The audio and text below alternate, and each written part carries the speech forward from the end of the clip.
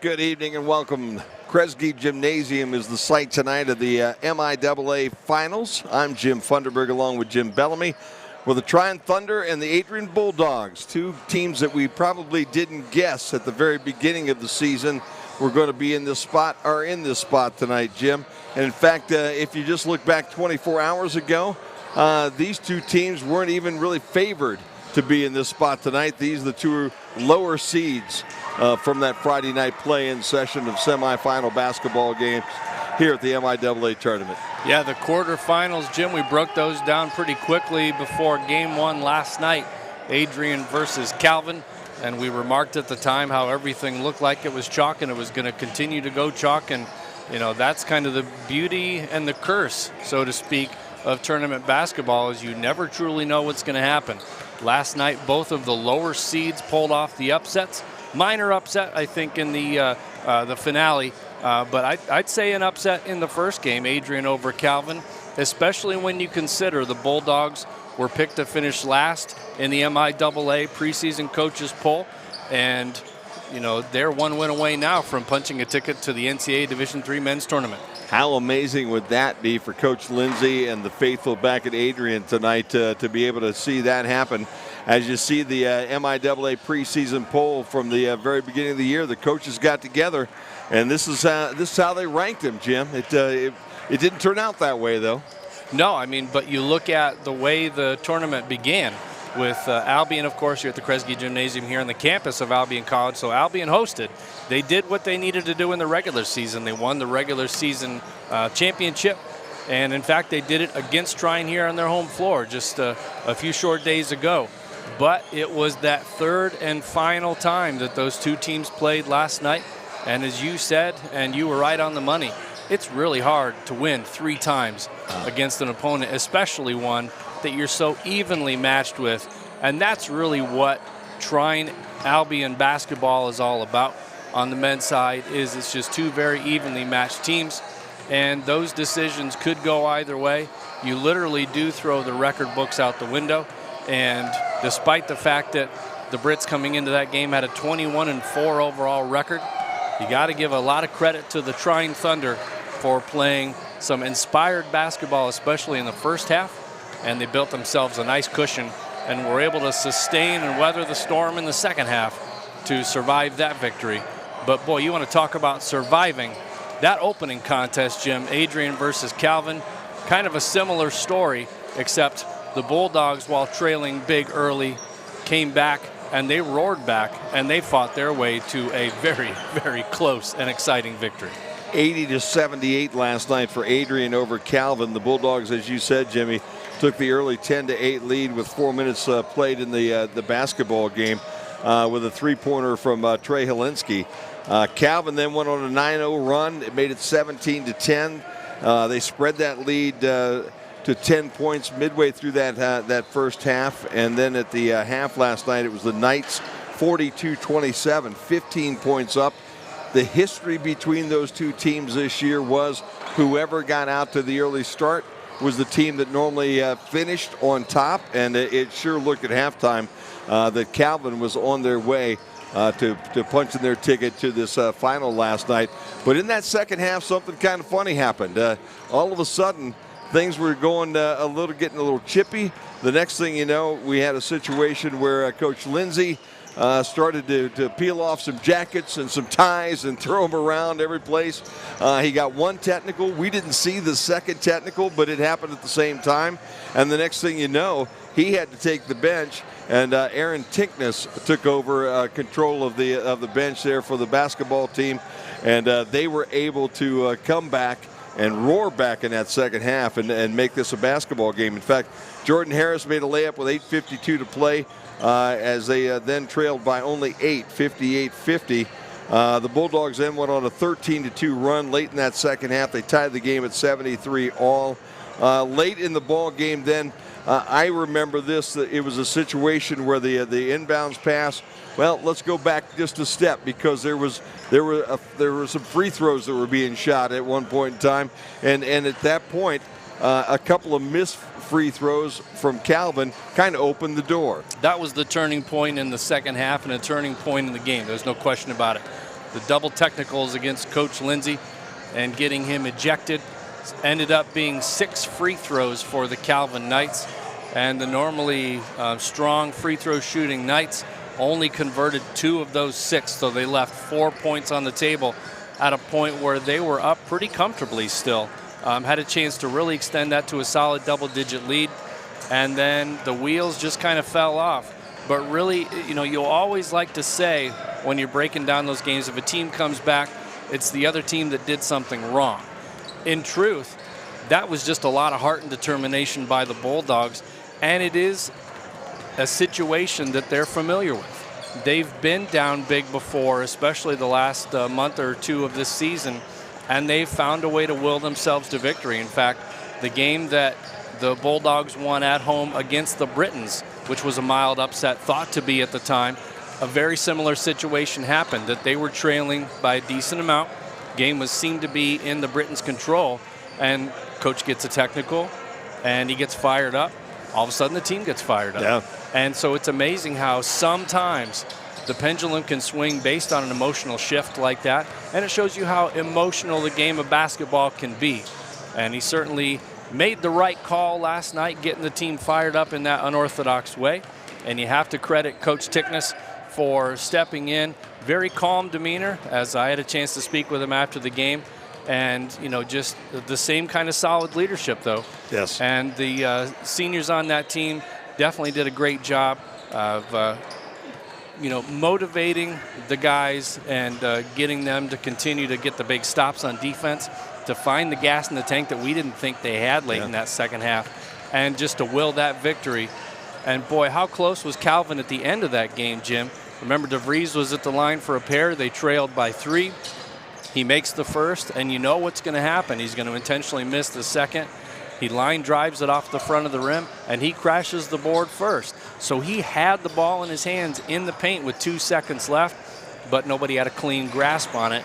And they did commit a foul, the Knights did, but it was after the buzzer had sounded. Nobody really had possession, so the officials just waved it off, and Calvin survives with the 2-point heart-stopping victory. Yeah, I'm sorry, the Bulldogs did. Adrian with an 80-78 win last night. Jim, you did have a chance to talk to the gentleman that filled in. His name is Coach Aaron Tickness, and we're going to listen to what he had to say after the Bulldogs won that ball game last night here at the Kresge Center. Coach, an unorthodox way to come back in that second half with Coach Lindsay getting a double T and getting tossed. What was the emotion on the sideline at that point in the game? Yeah, no, I mean, we were in a tough spot at that situation, and, you know, credit to Coach Lindsay. He lit the fire that got our guys going. And then from that point on, it's nothing X's and O's wise. It's just about fighting and determination. Our guys stepped up and made plays when they needed to, and, you know, I thought Kendall Bellamy down the stretch was absolutely huge for us, and his presence inside really changed and altered the game in the last 2 minutes.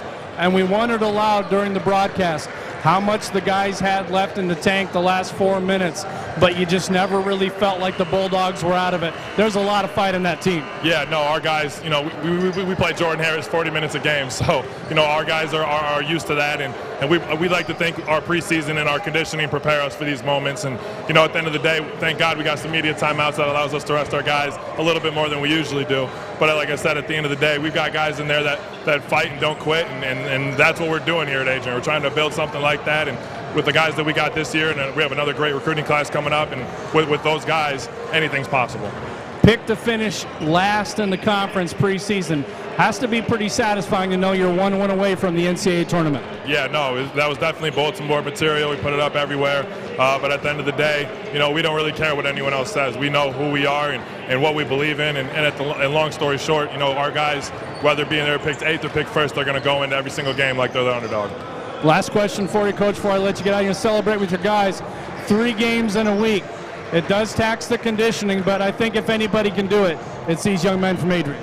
Yeah, no, I mean, at the end of the day, we've got some guys in there that really work hard and prepare themselves for these moments. And, yeah, you know, we do play with a short bench. It's no disguise, if you will. But long story short, we're going to make sure that our guys are prepared and we'll be ready to go. Congratulations and good luck tomorrow night. So obviously a very happy coach from Adrian last night. And before we go any farther, let's do a shout out real quick, Jimmy, to the folks at the Arrington Ice Arena on campus there at Adrian College tonight. We hear there might be some folks watching around there. If you are, welcome into the webcast here this evening. Hang on to your hats. We expect this to be a ball game much like the two that we had last night. Last night, 80-78 was the win for the Adrian basketball team. And oh, by the way, if you'd like to contact us tonight, why don't we let you know right now how you can be part of our webcast tonight. It's webcast@albion.edu. If you'd like to give a shout out, let us know where you're at. Let us know if you're in a watch party, if there's 1 million people watching with you here tonight. We'd love to know it. Or if you're sitting in Florida, we will be jealous, but we'll be happy to see any pictures of you fishing, sitting on the beach, or anything else that you might want to share with us tonight as this basketball game progresses here on the MIAA Tournament Network tonight. All right, the second game last night, Jimmy, as we alluded to, we knew that was going to be a battle. We knew that was going to be a dogfight. It was last year about this time that the Britons went over to Trine and they defeated the Thunder there in the championship game. It was a 76-73 game last year that sent the Brits onto the NCAA tournament. After that, the Brits won both regular season games this year, so they had, in essence, not even just won 3 in a row or 2 in a row. They had won 3 in a row over this basketball team from Angola, Indiana. And you know what? The one thing, I talked to Brooks Miller for a minute or two before the basketball game tonight, and he made a comment last night, and I didn't think of it that way, but I will relate it now, and I can tell you that I agree with him. He said that anybody that would have been sitting home last night, if they'd have tuned the game in and we didn't have the scoreboard on the bottom of the screen, they would have sworn it was probably a 2-point game, even when Trine had Albion down by 16 and 18 points, because that was the kind of hard-fought battle that second basketball game was. And really, Jim, that game came down to, in my mind, one word: energy. Yeah. And it's the most befuddling thing about a #1 seed team playing on their home floor, as motivated as you can be, thinking that last year you got that automatic bid by winning on the road in Angola, Indiana, beating a tough Trine team to get to the NCAA tournament in a hard-fought contest against a team you sometimes struggle with on their floor. This year, you figure you've gone through the battles, you have an unbelievable record, you outright win the conference regular season, you host, but the team that brought the most energy in that second game, especially in that first half, there's no question it was the Trine Thunder. Yeah. The Trine Thunder, they out-muscled them, they out-quicked them, they had more energy. They got to the loose balls on defense. They were doing just a fantastic job of getting deflections. They were communicating. They were doubling. They were hustling. And it wasn't until, I'd say, about midway through the second half when you finally saw that second and third gear for the Britons. But by then, even though the Britons did take a 1-point lead late in that contest, that might have been the storm that the Trine Thunder had to weather. And, you know, because they built up that nice double-digit lead at the end of the first half, they were up, I believe, 13 at halftime, 43-30. They built enough of a cushion that it took a monumental effort to get that 1-point lead and give them that position. But it was energy all night. The Trine Thunder had it, and the Britons did not in key spots. And I think that was one of the key factors to last night's game. It was a very slow start for the Britons last night, and when they found themselves down that much, it became a hole that was almost too big to work their way out of. And you have to give credit to the young fellows at Trine who have been with that program now for 4 years. They have 5 seniors on that team. Maurice Hunter, he was a beast last night, 16 points, had 7 rebounds, had 5 blocked shots last night. So, you know, Mo Hunter was a name that we called an awful lot in that second contest last evening. Yeah, Hunter also played about 32 minutes for the team. He was 7 of 10 from the floor and made both his free throws. 6 of those 7 rebounds came on the defensive side. So, in a lot of cases, Jim, it was giving the Brits a one and done on the offense, and the fact that they were just cold and not knocking down those shots, especially in that first half. They did start to heat up in the second half, but his presence, his energy, his physicality, and his toughness, that was difficult down low for the Britons to match with Ebeling and Quentin Armstrong. Yeah, it really was. Senior Maurice Hunter scored 16 points, had a team high, senior Jake Daniels, we already went through Mo. Jake Daniels, he was a guy that the last 2 games we have seen has really been one of the biggest thorns in the Britton side in this gymnasium. Jake Daniels seems like he basically lived here in the offseason. 15 points, had a number of wonderful shots from down deep. In fact, all of his points came from behind the arc last night, as he had 5 triples on 7 attempts for his 15 points last night. It seemed like every time, not only last night, but also in that final time that they met in the regular season, when they needed a bucket, Daniels was the guy that was able to find a way to do it. In the regular season finale between the 2 teams, the last time they played, I should say, the last 2 possessions for the Thunder, the ball was in Daniels' hands, top of the key. The first 3 was nothing but net. The second, he was fouled, and he went to the line for 3 free throws. So even though, statistically speaking, he wasn't the guy you looked at as the person, okay, we're going to need to at least put 1 on him and perhaps even, put a body on him going through screens and things like that. He's the guy who ended up in crunch time calling for the ball. Yeah. And the plays were called for him to go single or double screen and get open. And you just marvel at, in those pressure situations, how somebody can be so calm and just, have that beautiful stroke. And Daniels is one of those players that when the game is on the line, you hold your breath. Yeah. If you're the opposition, because he's cold-blooded, he is a phenomenal shooter, and he's money when it counts. He really is. And you know what?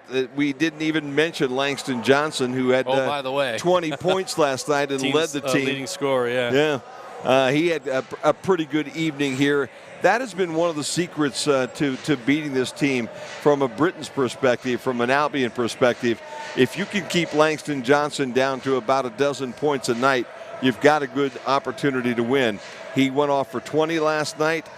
He shot almost 47% from the field, pulled in 5 rebounds, had 4 assists. He just had one of those senior nights that he's been looking for. And I think if you ask the coach here tonight, that he's going to tell you that he needs probably Langston Johnson to have another one of those nights if they're going to get past Adrian this evening. And also, Jim, not to forget the output of Marcus Winters last night. The guard had 8 points, but also 10 assists. Yeah. Did a fantastic job of distributing the ball. And the Thunder just did not turn the ball over last night. They took phenomenal care of the ball. They forced a lot of turnovers for the Brits, and I'm sure that is something that you will see tonight early and often as well. They don't really go full court pressure on you much. They pick you up at midcourt, but they play fantastic defense. And again, the communication is something you just cannot say enough about. How important that communication is on the defensive side. That's why even when you get a rebound and you think you're turning up the court and you're going to outlet it to the guard and you're going to set your offense, there's at least 1, if not 2 players who are reaching into your blind side and just trying to get that swipe. So if they're not getting the deflection, they're putting the thought in your head that now you don't have the outlet and the transition opportunity. Now you're having to stop and, okay, who's near me? And you start hearing the footsteps. And when you hear the footsteps, it's like a 6th defender on that floor. It makes it difficult. And they're so skilled on defense and so disciplined that's why they're causing the turnovers, and that's why they're having the run that they're having. No doubt about that. Well, at the end of that ball game last night, Jim, you had an opportunity to go down on the floor and bring the coach of the Trine Thunder your way. His name is Brooks Millers, and this is what he had to say last night after their win over Albion. Congratulations. Hard-fought victory tonight. Why is it that the 3rd time is the charm for the Thunder? Well, I just think that we have 2 really competitive basketball programs. I think, Albion with Coach Turner has set the tone for so long of class and physicality and how you play the game the right way. And Jody's done nothing but take it and run with that. And I think if you look at all of our games with these guys, going back 7, 8 games, this is what it is. We've tried to model some things that we do after them. And I just think it was one of those days where a couple of shots went in for us and they didn't go in for them, and those other games are the same way. It just happens to be vice versa. So that's an excellent team there. I'm really proud of our win and the way we've prepared. And I'm really proud of the things we've had to overcome. I mean, every team goes through a lot, but you know, when you get so close with these young men and the things that they're doing and the sacrifices they're making to come out here and compete and be on a stage like this in a championship environment, I'm just really proud of them. Unbelievable intensity in the first half, and especially about the last 5 minutes of the second half. They really had the energy tonight. Yeah, I think it was a focused energy. It wasn't a hooting and hollering and a cheerleading type energy. I think it was. Congratulations. Hard-fought victory tonight. We won the league and lost last year, and you know, it wasn't. So we've just been trying to do everything we can to develop the guys we can to give ourselves the best opportunity to extend our season, and I thought we did that tonight. Maurice Hunter was incredible tonight. You got to be proud of that young man. Well, if you knew his story, you ain't kidding. You know, and he battled through some mistakes, and that's what I was most proud of. He gave great resistance defensively when things offensively he wasn't perfect, and he's got a lot of support there with those guys out there, and it's just such a collective effort. And yes, absolutely. I don't know if I've ever been more proud of a young man than Maurice Hunter. So now you rest up a little bit, and then you get the Adrian Bulldogs tomorrow in the conference final. Break down that matchup real quick for us. They're a really good team. They're playing great basketball. I don't know if anybody's playing better basketball than them in our league right now. They're so aggressive and athletic, and they know us pretty well. They got 3 of our old players on that team, and Coach Lindsay was my assistant for 4 years. So we've had some really good battles with them, and you know, I haven't really thought about it much. I'll go back tonight and watch their game and see what we got to do. But in the end, it's going to come down to some focus and your ability to make plays. And I think that they got some guys that can make some plays, and so do we. So I would expect a very similar contest tomorrow. Congratulations, and best of luck tomorrow night in the championship. Thank you very much. And there you have Brooks Miller in reacting last night after that big win.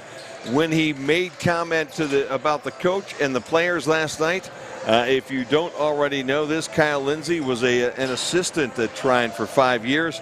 The players he was talking about: Trey Helinski, a sophomore from Adrian; Robert Warwick, a junior from Columbia City, Indiana; and Caleb Swick, who is a sophomore from Crawfordsville, Indiana.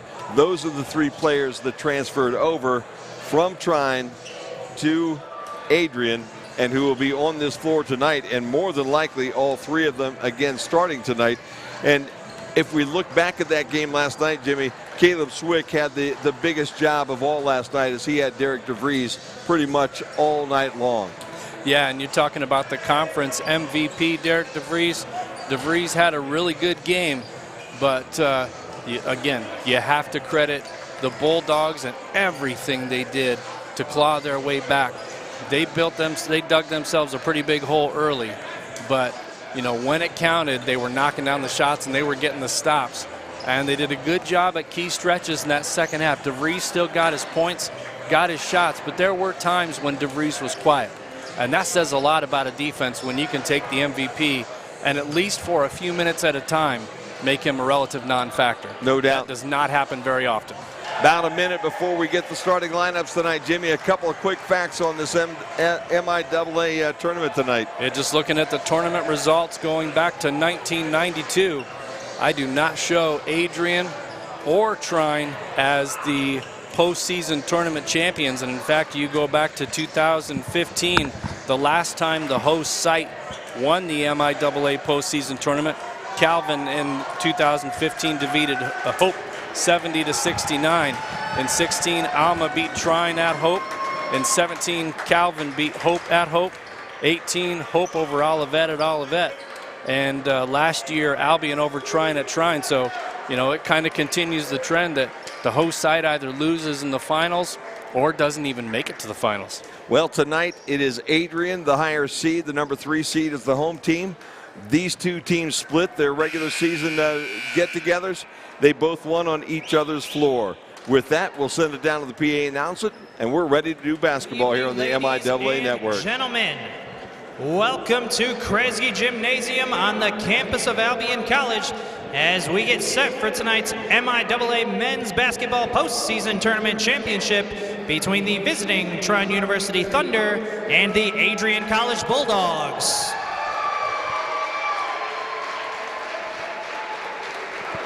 we would like to remind you of the MIAA sportsmanship policy.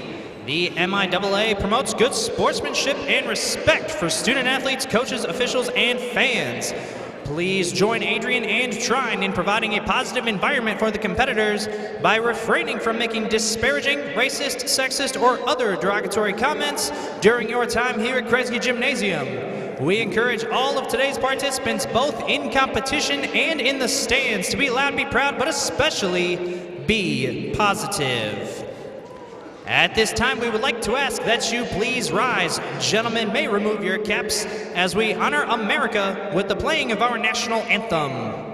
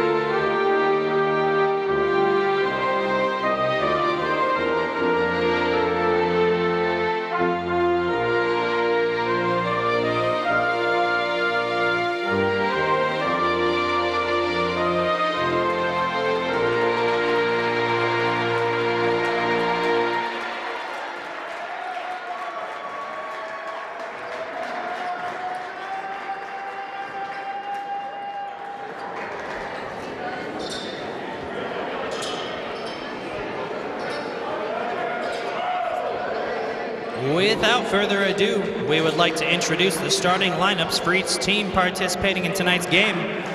As always, we will begin with the visitors from Trine. At forward, a 6'5" senior from Monroe, Michigan, number 24, Maurice Hunter. For Adrian at forward, a 6'5" senior from Fort Wayne, Indiana, number 35, Jeremy Kalanji.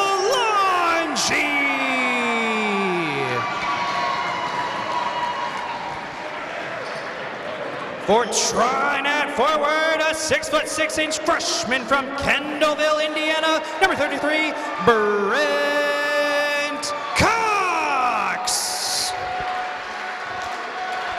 For Adrian at forward, a 6'6" sophomore from Indianapolis, number 13, Kendall Bellamy.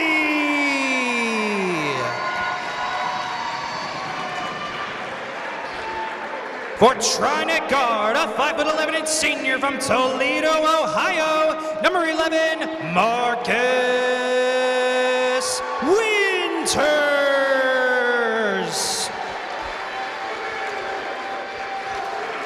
For the Bulldogs at forward, a 6'3" junior from Columbia City, number 5, Robert Warwick.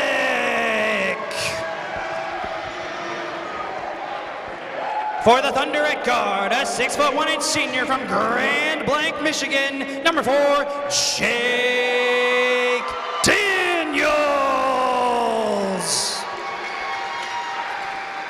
For Adrian at guard, a 5'9" sophomore from Adrian, Michigan, number 4, Trey Holinsky.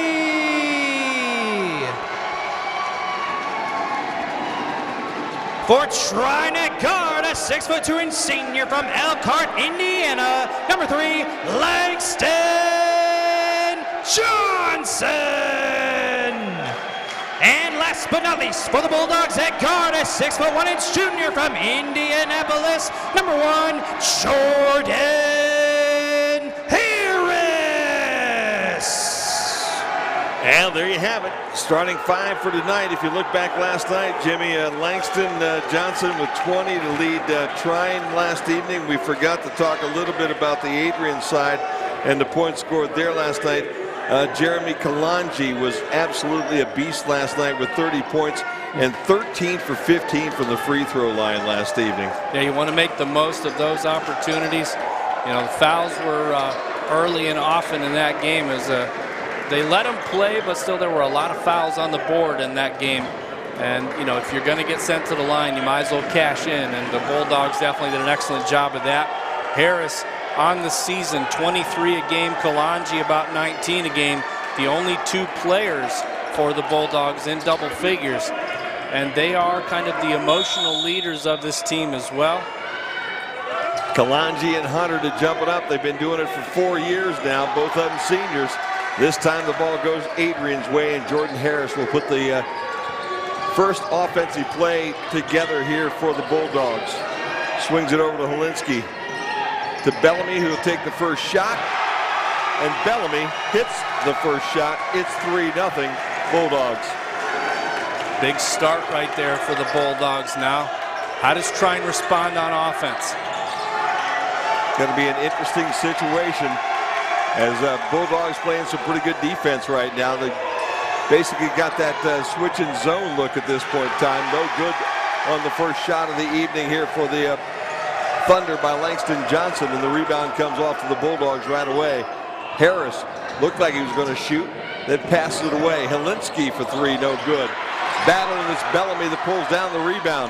Hustle. Something Trine brought last night against the Brits.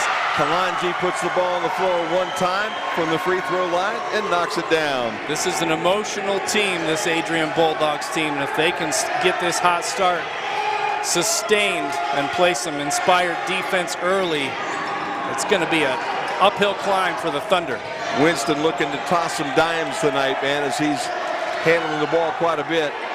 They go inside, but a good job by Bellamy on the interior. Shots off the mark. Kalanji with the basketball. Bulldogs running. Got to kick it out, though. Warwick got cut off at the bottom end of that by Marcus Winters. Kalanji hung in the air, left it a little bit short, and the rebound comes off to Brent Cox. Cox, the only non-upperclassman on the starting 5 for Trine. 4 seniors and a freshman on this floor right now for the Thunder.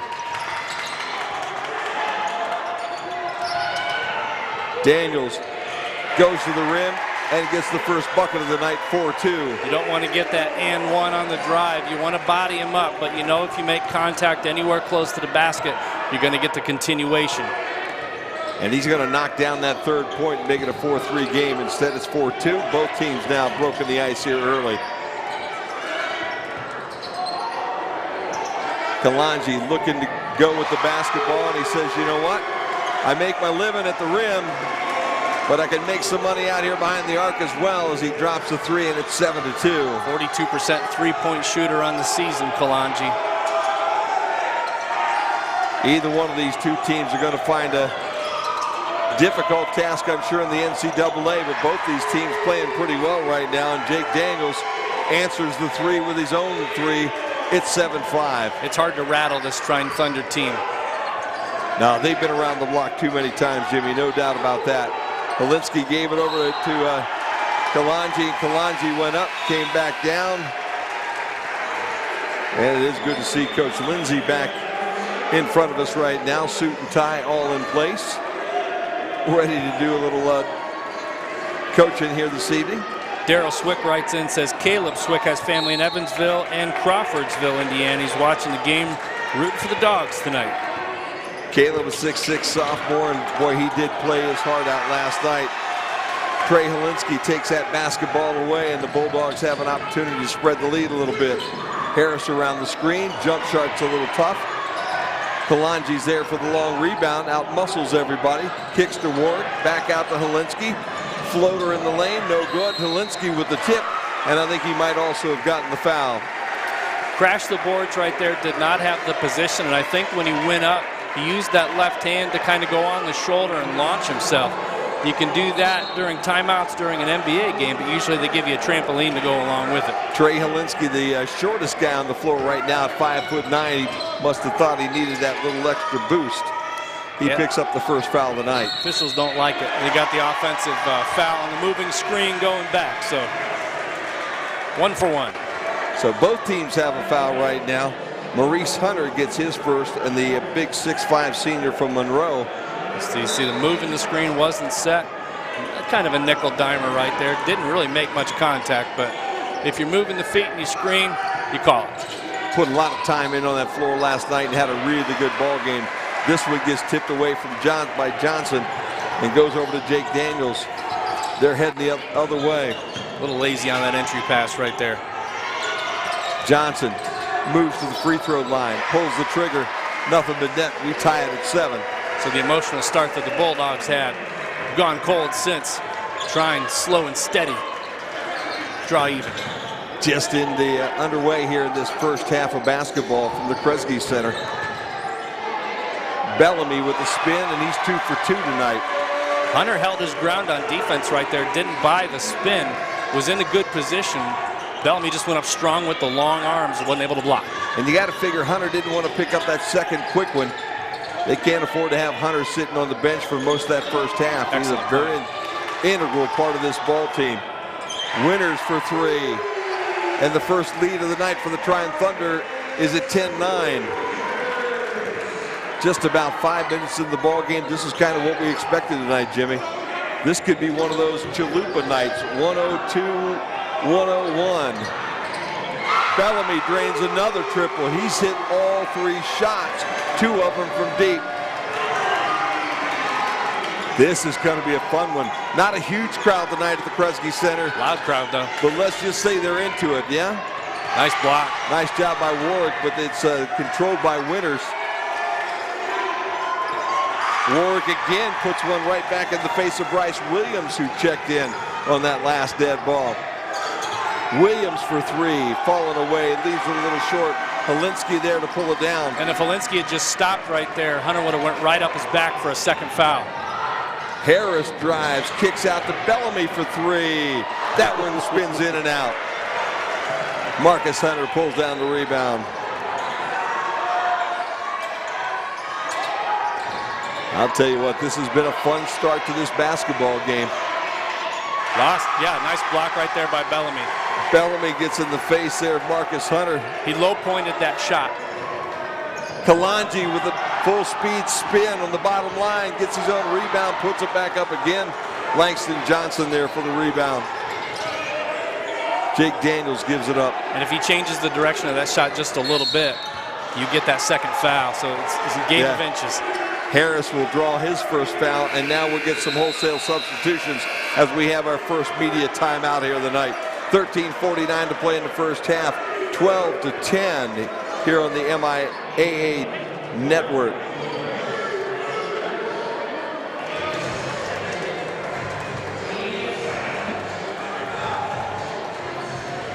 See him sitting over there getting things squared away, Jimmy. You see that the Adrian huddle right at this point in time. Coach Lindsay kind of sitting back, watching his assistants talk. Players, I'm sure, talking about what they've seen, getting a few pointers from the assistants, and now he's probably going to walk in the middle of that. On the other side of the ledger, you've got assistants again. I don't see Coach Miller anywhere around. Might be kneeling in front of the players right there, drawing something up. But it's interesting. Every huddle's a little bit different. In some cases, you can have kind of that, that veteran leadership, and you can have a player-led, and Coach Miller was kind of in the middle of that huddle drawing something up. You can have a players-only huddle, and sometimes when you hear players-only meeting or something like that, usually has a negative connotation, but I think there's just a large degree of trust for that Adrian team. Well-coached, disciplined, passionate basketball team, a lot of energy, and those young men know how to lead. Adrian has taken the most shots so far. They're 5 for 11, Trine 4 for 8. Trine hitting 50%, Adrian just under 46. But it's been the defense that's been so much fun to watch so far from the Adrian Bulldogs here early. Johnson bounced in, had the ball taken away. Thought he was going to maybe make a move. Harris says, nope, I'm a little quicker than that. I'm going to take that basketball away. Pelham checks into the ball game as Harris drains the three. Number 3 is Pelham, who checked in on that last break. Connor Pelham for Adrian. Also down there is Keyshawn Wyatt Morris. Will catch the changes for Trine after this shot. It goes a little wide for Jake Daniels. Hey, Jim, you're going to have a hard time matching quickness with Adrian. Yeah, you're right. You are correct. Nick Bowman, number 1, trying to do that out front with Harris, who lets go with 3. That's a James L. Davis shot right there. That's a temperature check 3 right there. How many times have we seen James L. pull up from that spot on the fly and knock one down in this gymnasium this year? Harris, a 40% three-point shooter, has knocked down his last 2. I say he's feeling it right now. Wide open shot by Bowman goes wide left, and Harris is there for the easy pickup. And believe me, since they continue to drive that way, he's going to hear it every time he touches the ball for a while. Almost at this point in time, looks like Trine has a 3-point shot. There's another heat check. As Harris thought, I'm straight on, let's give it a shot.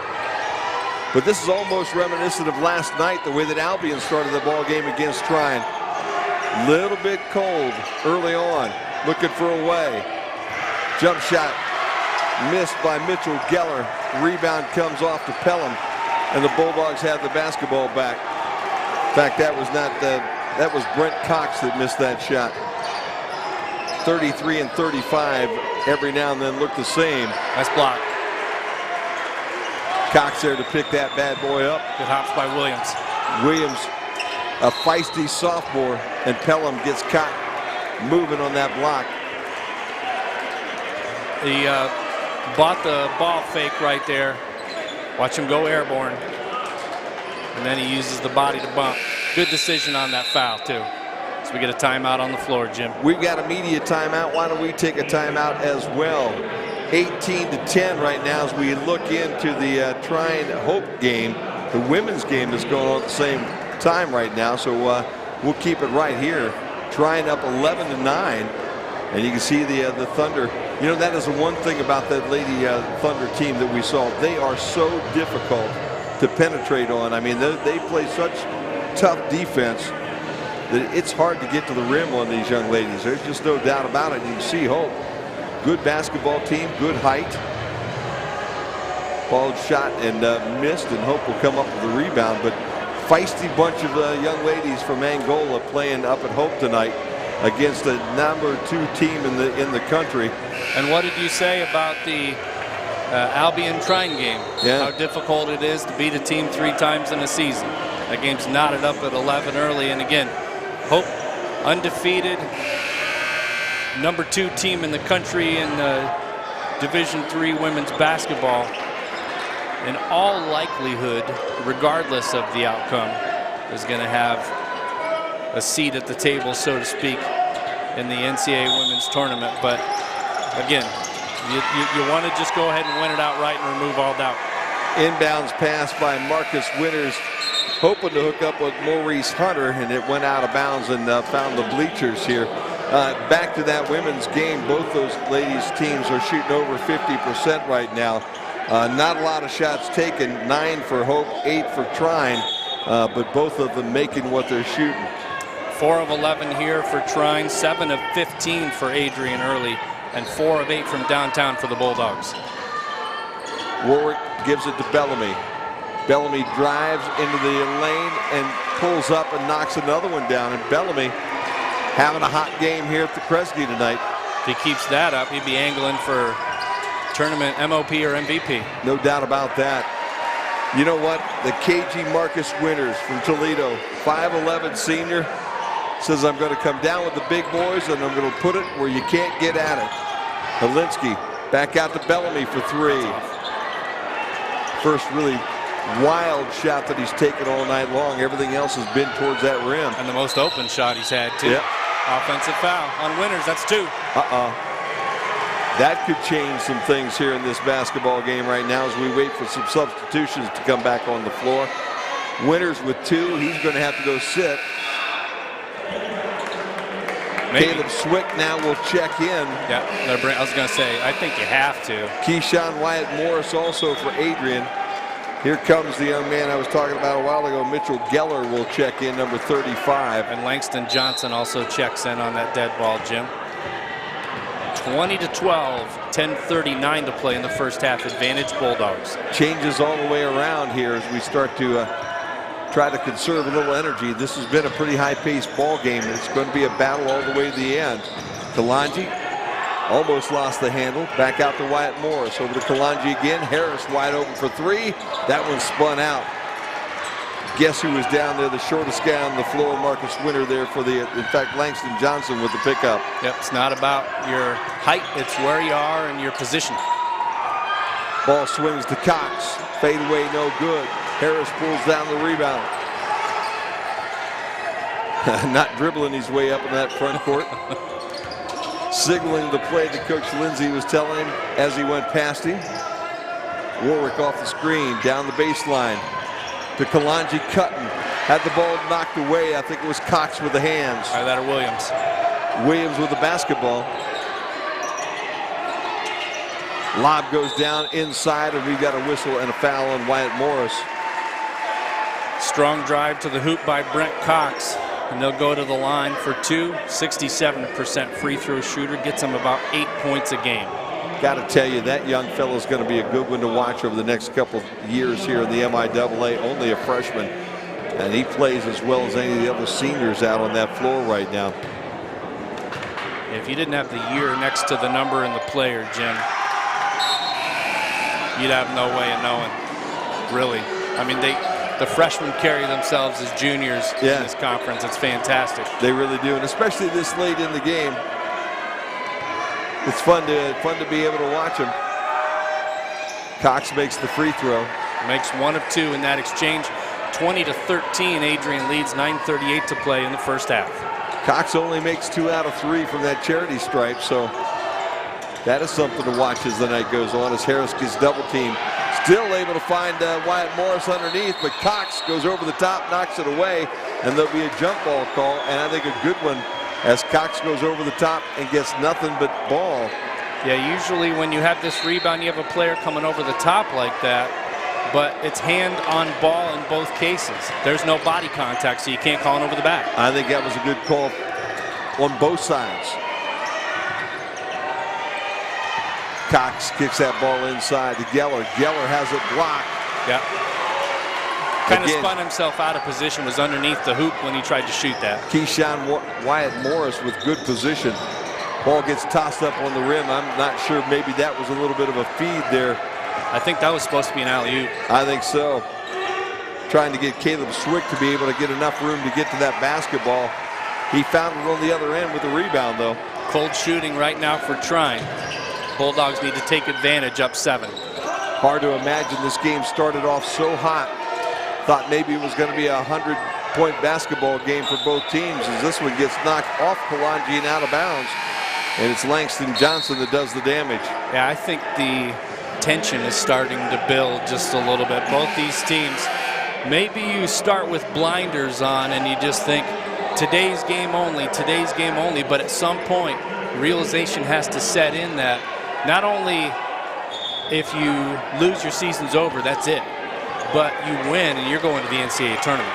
Mo Hunter and Brandon Johnson check in for the Thunder, so we'll watch Hunter, who has the 2 personal fouls right now, and he's battling underneath with Wyatt Morris.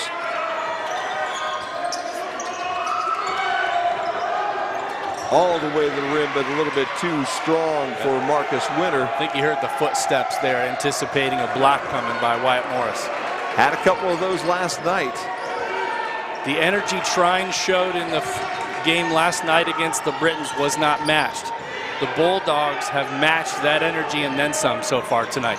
Kind of wonder tonight, these are both those teams, as Warwick gets the feed and lays it off the glass for the easy bucket. And Jim, they brought Hunter right back in. They really did.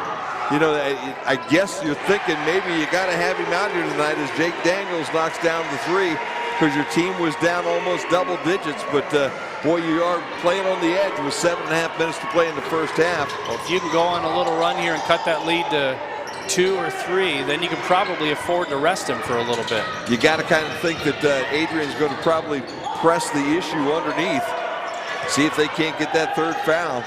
Bellamy with the hook shot, no good. Wyatt Morris with the rebound, and he'll go back up right in Hunter's face and lay that one in. And Mo really had nothing he could do. Hunter can only go straight up at that point, but he probably can't even jump the block. Good answer. Good shot by Johnson on the other end. There's some stone cold shooters from deep for Trine, Jim. They really are. It counts. Marcus Winters now with 8 on the evening. Harris with a jump shot. It's off the mark. He tried to follow it up, knocked it out of bounds. It'll stay with Trine. I love the hustle right there by Harris.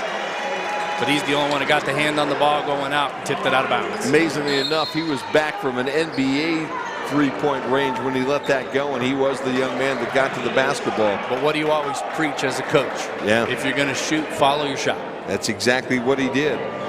Without checking in visually right now, it's 17-14 on the women's side with Hope on top now by 3. And wouldn't you know they're in a timeout? There you go.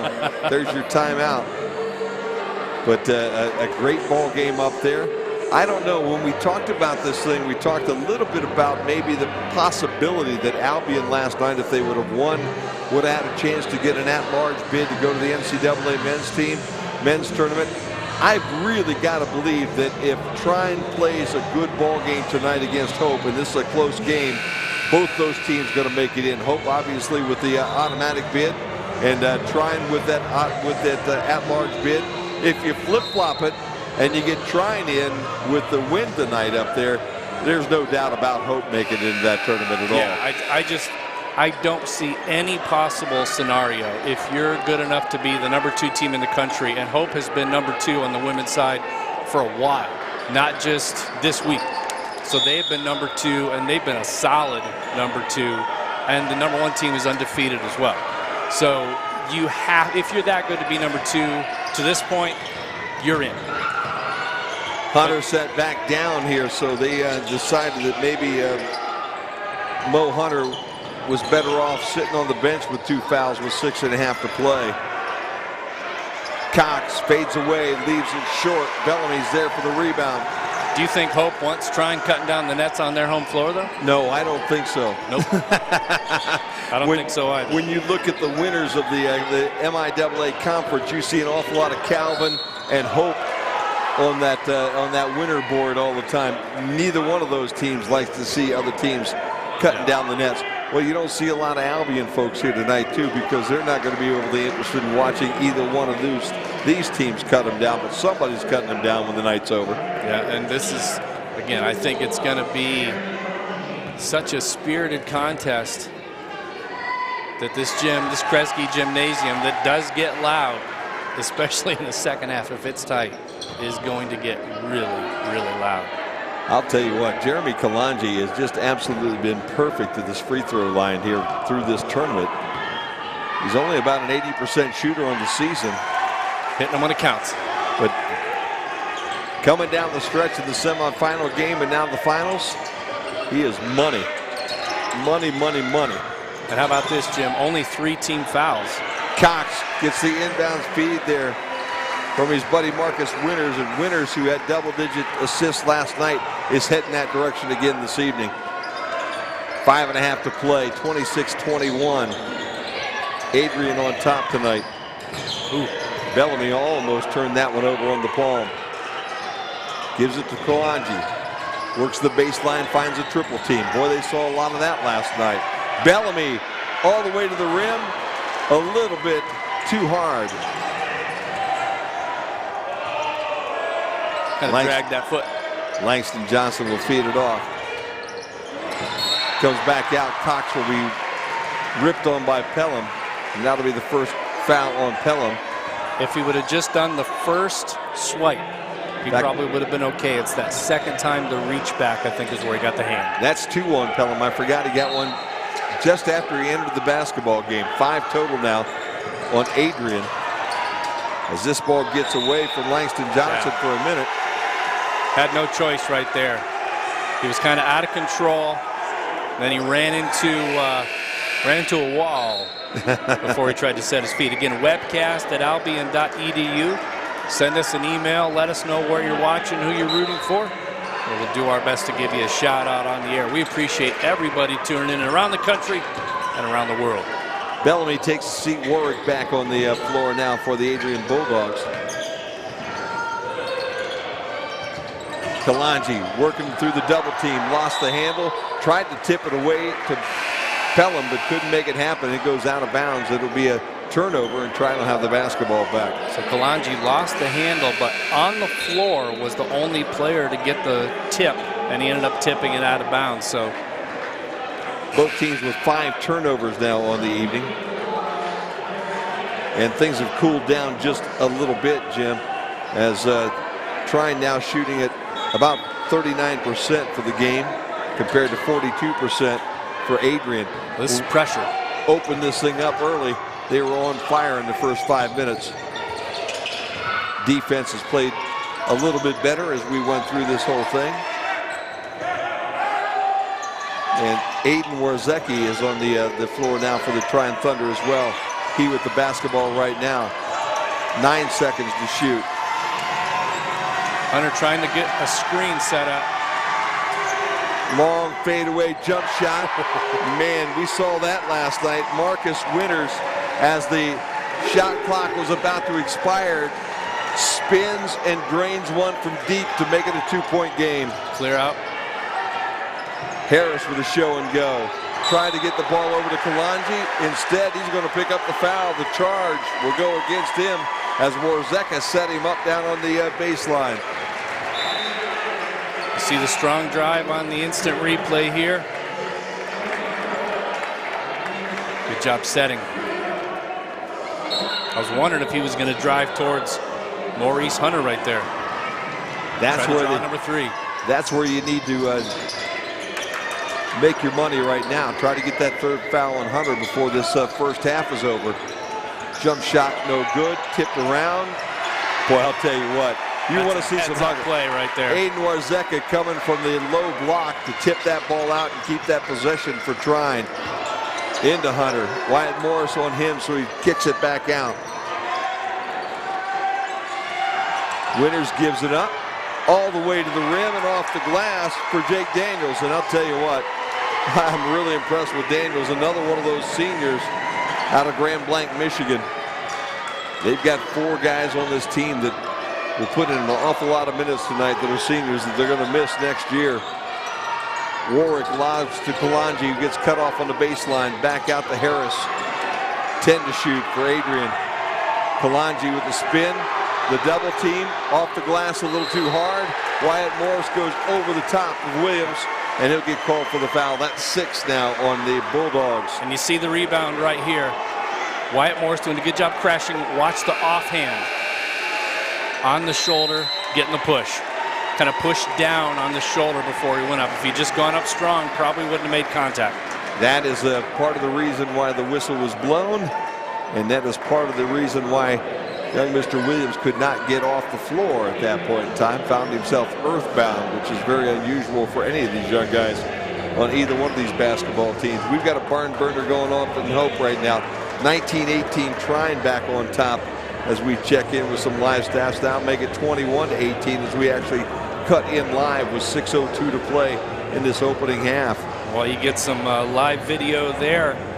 Jeremy Putnam from Whiteland, Indiana is rooting for Jordan Harris and the Bulldogs, and also Tom Stoner is rooting for the Thunder to beat Adrian. So, you know, again, we're so appreciative of the opportunity to bring you the MIAA postseason men's tournament, and we appreciate everybody tuning in. And please send us a message at webcast@albion.edu. We'd love to hear from you. Love to say hello on the air, time permitting. So far, Marcus Winters with 11 points. Jake Daniels with 10 for Trine. They lead the way. On the other side, Bellamy with 9, 7 for Kalanji here. As basically the scoring started off really hot early on, and then kind of slowed down as the evening has progressed. Bonus time the rest of the first half for the Thunder. Williams, pretty solid free throw shooter at 86%, makes the first one. Trine 10 of 23, 5 of 12 from deep. And the Bulldogs 10 of 26, 4 of 11 from deep. So no wonder the score is what the score is. 27-26 with Trine now just taking over the lead for the first time in a long while in this basketball game. Trine with 8 turnovers early, the Bulldogs with 5. So Williams gets 1 or 2. Kalanji's there for the take. Helinski brings it to the front court to Warwick. 2 minutes and 55 seconds and counting as Helinski misses the shot and Cox is there to pull down the board. Into the front court, Johnson gives it up. Back down to Cox. He has Bellamy on him. Bellamy with a hand in his face, but Cox still able to connect. And it's now a 3-point lead for the Trine Thunder. You can see how long his arms are, Jim. That's why he's able to create that space. He's able to bounce off a little bit of a step back. And no matter if you put your hand up, it's not going to reach. Bellamy was hot early, hasn't taken a shot for a while. Helinski with a follow away, catches the front of the iron. Good tip by Kalanji. Tips it back out to Warwick. Harris. Should have been a carry. Little NBA move in that moment. Bellamy wide open for 3, a little bit short. Helinski with a follow. Harris with 3 from the other side. One of them was going to go in. He just had the feeling. Tie it at 29 with under 2 to play in the opening half. Trine can't give up that many second chance point opportunities though, Jim.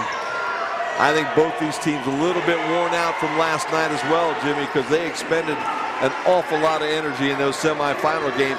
And these are the teams that played Tuesday night as well. Yeah, 3 games in a week. Johnson saw it coming, took it away. Warwick got it back.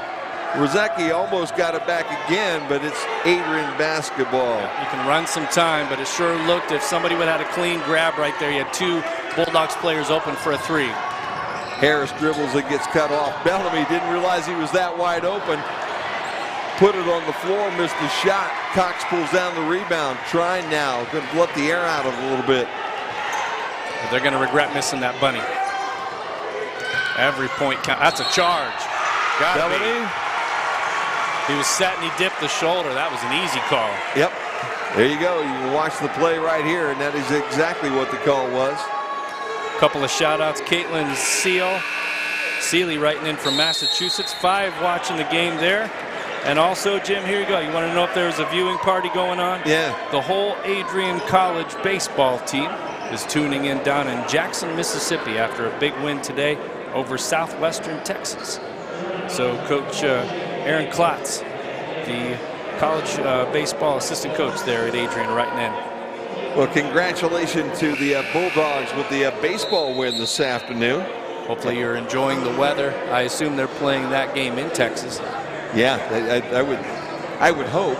How's that, huh? Certainly not playing it anywhere close to here, I would think. Both teams now starting to get a little bit better here with their shooting percentages. 44% now for Trine, 36% for Adrian. We work down with the last 58 seconds to play here in this opening half. Adrian's basketball. Yeah, 11 made field goals, 5 made threes, 2 made free throws by both teams. Numbers don't lie in that case. Heading towards the half, everything's deadlocked here at the Kresge Center on a Saturday night for the championship of the MIAA. Bellamy again, I think, has more room than what he expects when he gets that inlet pass, and he misses a turnaround. He was so hot to open this ball game. Kind of cooled things off just a little bit here in the last 10 minutes or so. About a 10-second difference. Trine will have to put it up. Bulldogs should get at least 1 more possession here. Ball goes down inside. That's an offensive foul, yes. Dropped the shoulder. Langston Johnson picks up the foul. That's a heads-up play by Jordan Harris. Watch this. He's getting posted up. Watch the left shoulder. Boom. He even used the forearm right there. Right arm going in.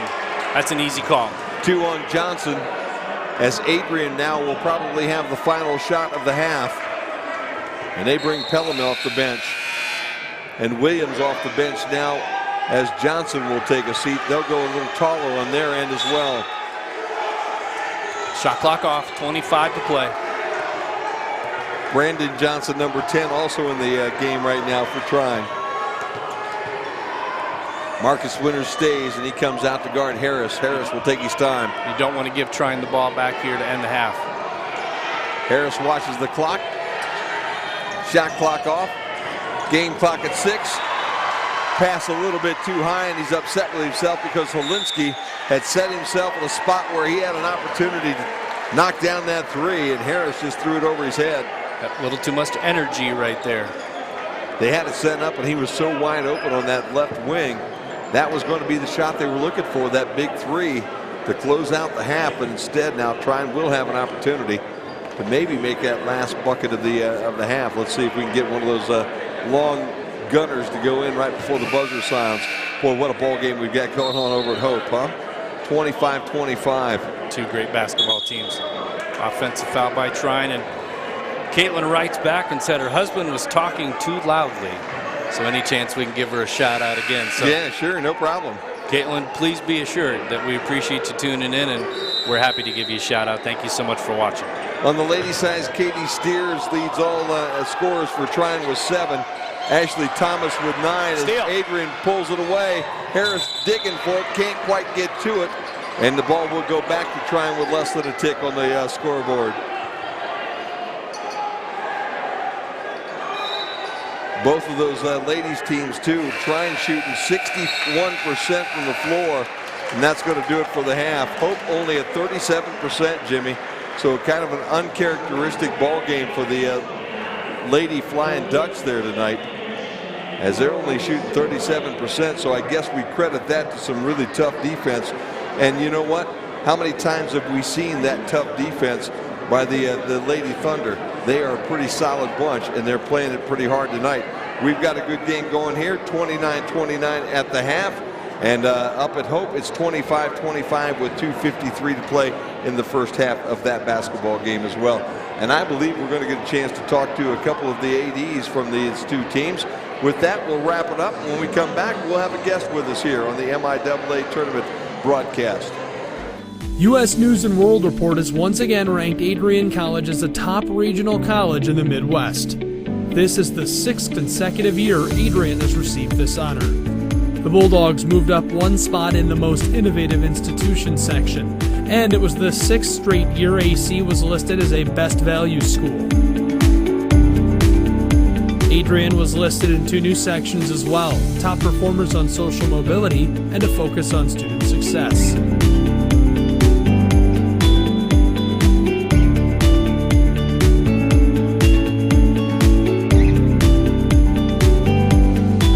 More about Adrian College and our 132-acre textbook, visit adrian.edu and schedule a tour today. The middle between us. You guys aren't going to fight this out if we have you both on here, are you? Huh? Back here at the Kresge Center. And we have with us at this point in time Matt Land from Trine and Mike Duffy from Adrian. We've got one mic. Can you guys share a mic? Sorry, we can't. I got the mic, so I get to talk. You got to be quiet. You can share. It's a Trine thing. It's a Trine thing. You know, there's a lot of kumbaya going on there at Trine, and at Adrian, it's not that way, is it, huh? Hey, all I can say is you just saw it happen. Here, Absolutely. I'll hang on to it, and we'll get it between the two of you. How's that right now? Perfect. First of all, guys, congratulations to both of your programs to getting here tonight. You've got to feel really good about it. We'll start over here. Adrian was not expected to be here, man. You were the number 8 team in the conference. Yeah, we were picked kind of low there at the start. Kyle's done a nice job. He's brought the team together, and the second half, end of the first round, I didn't think we'd be here either, but the second half we've played well. We won the games we were supposed to, and here we are tonight. No doubt about it. And Trine, you know what? You guys are always here. Well, I don't know about always here, but we've been to a lot of finals. We haven't won one yet, and that's really what we're excited about, another opportunity. And oddly enough, right now we're tied at half here, and our hockey game's tied, and we're playing them in December. So a lot going on. But, yeah, we're happy to be here at another final and have another shot at getting the NCAA tournament. So it's been a fun weekend. It has been an awful lot of fun. You knock off the number 1 and the number 2 seeds last night, guys, and the number 3 and 4 in here fighting it out. What else is new in this conference, I guess, huh? Well, if you watched our conference play this year, I mean, the top 6 teams, any of the top 6 teams could be right here doing what we're doing tonight. You know, it's been that kind of a year, and a lot of parity in the conference, made for a great basketball, and that's what the MIAA is known for, is playing some great basketball, and we've been able to do that. No doubt about that. Your baseball team won today in Adrian out in Texas. You know, we had a rough start last week against a team down in North Carolina, and then we beat Southwestern Texas today, 3-1. So I think we play Millsaps tomorrow. They're a top 15 team, so you know, they're off to a good start. And the whole baseball team right now is throwing a viewing party. They're I just got an email from them a little bit ago. So watch your P's and Q's, because we got a lot of folks watching Coach this thing probably right now. got them under wraps. They're in their hotel room, sitting around drinking soda pop. I'm sure. You know, and not causing any trouble tonight in down there in Millsaps, Louisiana, wherever Louisiana. Okay, so hello, Coach Rainey. How you doing, buddy? And the Lady Thunder are giving Hope all they want right now. That ball game was tied just before the half as well. Yeah, I'm up there. I've got my wife's phone, my son's phone, and my phone in front of me, because we've got the hockey game going on and everything's going on in this game. So there's a lot of exciting stuff going on, like I said, and we're playing in hockey. Our synchro teams are going at each other. We got Rhode Island. Yep, basketball tonight. So it's Trine versus Adrian day. It is, isn't it? Huh? Listen. He can talk all he wants, but we went to dinner before the game tonight. Okay, so all right. He puts on the mean face, but we're buddies. I guess the question is, who bought the dinner? Ask him. Actually, Trine bought tonight. Trine bought tonight? I did. It might be the first time in a long time that they bought. So we'll just leave it at that. They may not be as good of buddies when they leave tonight, Jimmy, as what they were when they got here. How's that? I was taught to respect my elders. So. Where did you have dinner tonight here in Albion? At the brewery? Did you go down to the brewery? Yeah. Really nice place. It really is. Really you know nice. what? That's the neat thing about watching these college campuses nowadays. You guys both have wonderful campuses, you know. You guys have the Marilot Center. You got the MTI that just got put up recently. But it's fun to watch these D3 schools grow like they have in the MIAA, isn't it, huh? It is, absolutely. And it's an arms race, you know, in D3, just like it is in D1. There just aren't as many zeros. I mean, we all have to, you know, provide facilities that people want to come and play in. And we're blessed to have the things that we have at Trine University, thanks to our leadership and our benefactors. And you know, that's just part of the game. Yeah, it really is. And Adrian's no slouch over there either, by gum. I'll tell you, we keep up with the pace. You know, it's kind of an arms race between the two of us. It's kind of fun. We talk. Matt and I are very close. Our presidents are very close. We're doing similar things. They just happen to be engineering, and we're not. But you know, we're very blessed in what we have, what the opportunities that we have to do, the opportunities that we have to add to sports that we've added, the facilities that we've added. So it's purely Division III football, Division III sports. Yeah, no. You know, as we go. You know what? I've always said that's the most fun. Everybody likes to watch the D1 stuff going on, but when you put a bunch of young men and young ladies out on the field and they don't have a scholarship, they're just out there because they know they've got maybe 2 years left to be able to do that. There's nothing better than watching that on a Saturday afternoon or a Wednesday night or whatever night that might be. You know what? Division I, Division II, Division III, it's kids playing ball. Yeah. And whether it's football, basketball, baseball, hockey, it doesn't matter. They're all having fun. They're all competing. They all want to do their best. And hopefully at the end of the night, they get a championship. And that's what it's about tonight. That is what it's about tonight. All right, you both are former coaches. You've been around coaching all your life, okay? So I'm going to flip-flop it on you right now. What's Trine got to do to beat Adrian here in this second half? You know, I think if they hit the perimeter shots a little bit more like they are Marcus and number 4, if they continue to hit outside, it's going to be tough to slow them down. No doubt. And what does Adrian have to do to beat Trine in the second half? Yeah, they have no chance. None whatsoever. Listen, it comes down to turnovers. Yeah. And the game situations, and that's what it's going to come down to, the last 2 minutes. Who executes in the last 2 minutes? No doubt. It's going to be who's got the ball. Yeah. I mean, I don't see it changing much more than what it is now. We might get 10 ahead. They're going to come back. They're going to get 4, 5, 6, 7 ahead. We're going to come back, and it's going to be who's going to have the ball last and who's going to make the critical shot when it needs to be done. No doubt. We're going to have a true championship game tonight. We are having a true championship game, and it has been fun. It always is fun. We appreciate your time, guys. Good luck in the second half. Good luck next year. We're going to see you guys playing a little football, I'm sure, and some other things too. But it's always fun. The MIAA doesn't get any better than that, does it? It doesn't. It really doesn't. There you go. Thanks for coming up and doing this. We appreciate it. Our pleasure. I heard Matt kind of hook lined you guys and brought you up. Yeah. You've done all the games? We've both done last night? We have did both of them last night. Outstanding. Over 2,200 views last night on these ball games, that's watching these things tonight. Awesome. So yeah, absolutely and phenomenal. a lot of folks, we've had them watching from Texas tonight. We got them watching from the ice rink over at Adrian here tonight. How's that's that? Right, President Docking. He said, "I'll have my iPad. I'll be watching hockey and watching basketball in my lap." It is so much fun, and we just enjoy doing them. And this ball game, like you said, we hope we're calling a buzzer beater tonight, and we don't really care on our side who wins. Hey, we just won a good game. Championship weekend. It is MIAA. It really is. It'll probably be Adrian, even though he thinks differently, but that's okay. Now, when that happens, then after the game tonight, then does somebody have to take somebody out afterwards for I'm sure a it'll friendly happen. beverage? I'm not going out with him after the game. No, yeah, he will. Not going to be that way.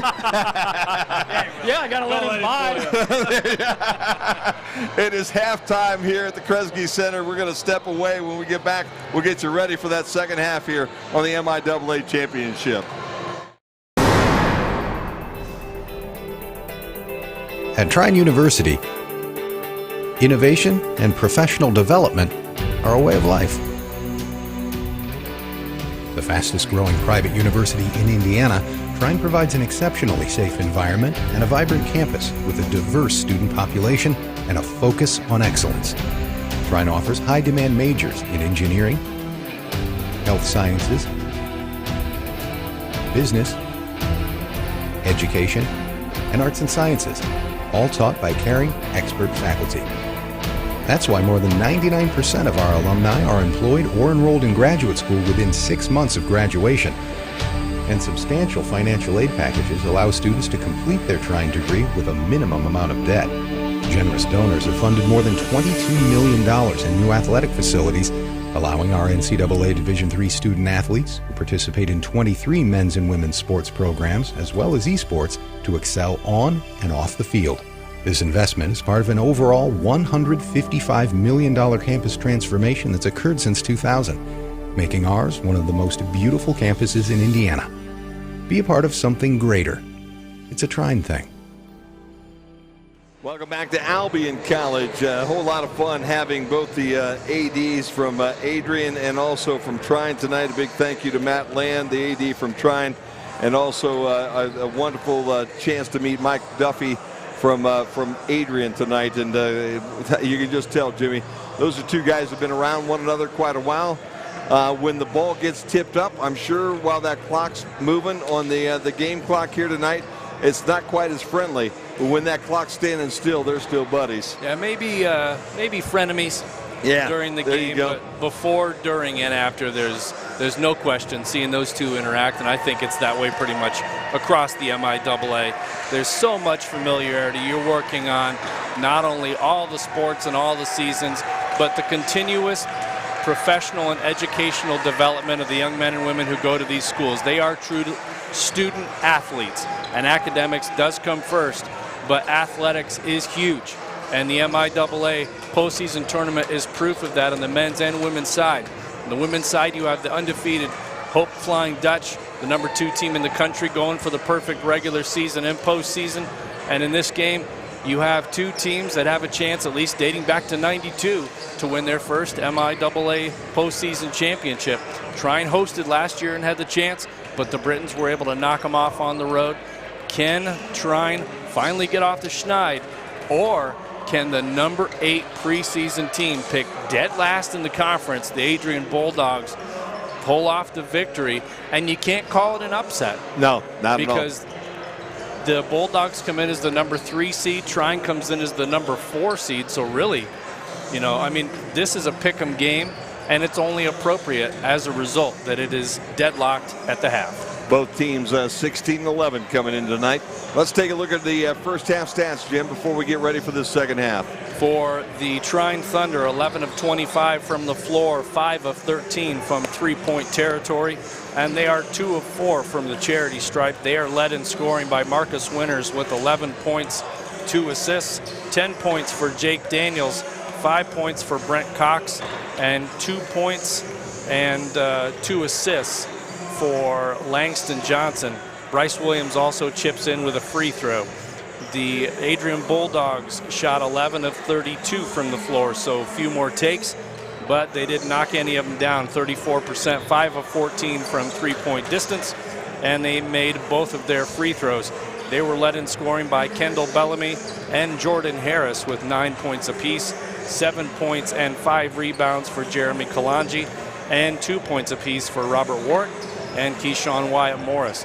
Really, Jim, the story of the first half was Maurice Hunter. No points, 2 fouls, and they kind of kept him in stretches where we didn't think, you know, boy, this is gutsy leaving him in. But because the game continued to flow the way it did, the Bulldogs built a bit of a lead, and we even said at that time that if Trine was able to cut into that lead, you'd probably see Hunter sitting on the bench a little bit more. And the way the game progressed, they cut into the lead and they pretty much knotted it up for the latter stage of that first half. And he wasn't able to pick up that third foul, Maurice Hunter, and that's huge down the stretch for the Thunder. Well, as we take a look over at Hope right now with 12 seconds to go in the first half, which I think is probably already passed, it was Hope 31, Trine 30. So it is every bit the nail biter at Hope between the ladies tonight as it is right here as we are ready to start that second half. Both teams deadlocked at 29. What's going to happen? Well, your guess is as good as ours, but we've got 20 minutes of basketball coming your way here on the MIAA Tournament Network here tonight from the Kresge Gymnasium here on the campus of Albion College. And a pretty good sized crowd tonight, Jim, but there's also a pretty good sized crowd out there watching right now. Anybody else talking to us here? Yeah, we have a familiar name riding in from Elida, Ohio. That's Tyson May, the brother of Coach May, and also Kathy May, the mom. They're watching. We appreciate you tuning in and your support throughout the season. They say, great job on the broadcast. You've done well all season. Hoping for a fair, safe, and competitive matchup between two deserving teams. Could not have said it better myself, Tyson. Thank you so much. And also Lisa Grodsky. Lisa and Larry from Troy, Michigan watching. And their son is there rooting on his team. Thanks for broadcasting it. Helinski gets it into Bellamy, and Bellamy starts the second half off as warm as what he started the first half off with that little turnaround hook shot. And he becomes the team's leading scorer. That's his 11th point. First guy to doubles. We go back to the starting five: Harris, Helinski, Warwick, Bellamy, and Kalanji for Adrian. Johnson, Winters, Daniels, Hunter, and Cox as a two-point shot ties this thing back up again. Now they're going to call it three, aren't they? Just outside the line. Big shot by who else? Yeah, who else, huh? Jake Daniels. That's an and one. Going to be on Langston Johnson on the bump. Not much there, but they gave him the foul and a chance for a three-point play.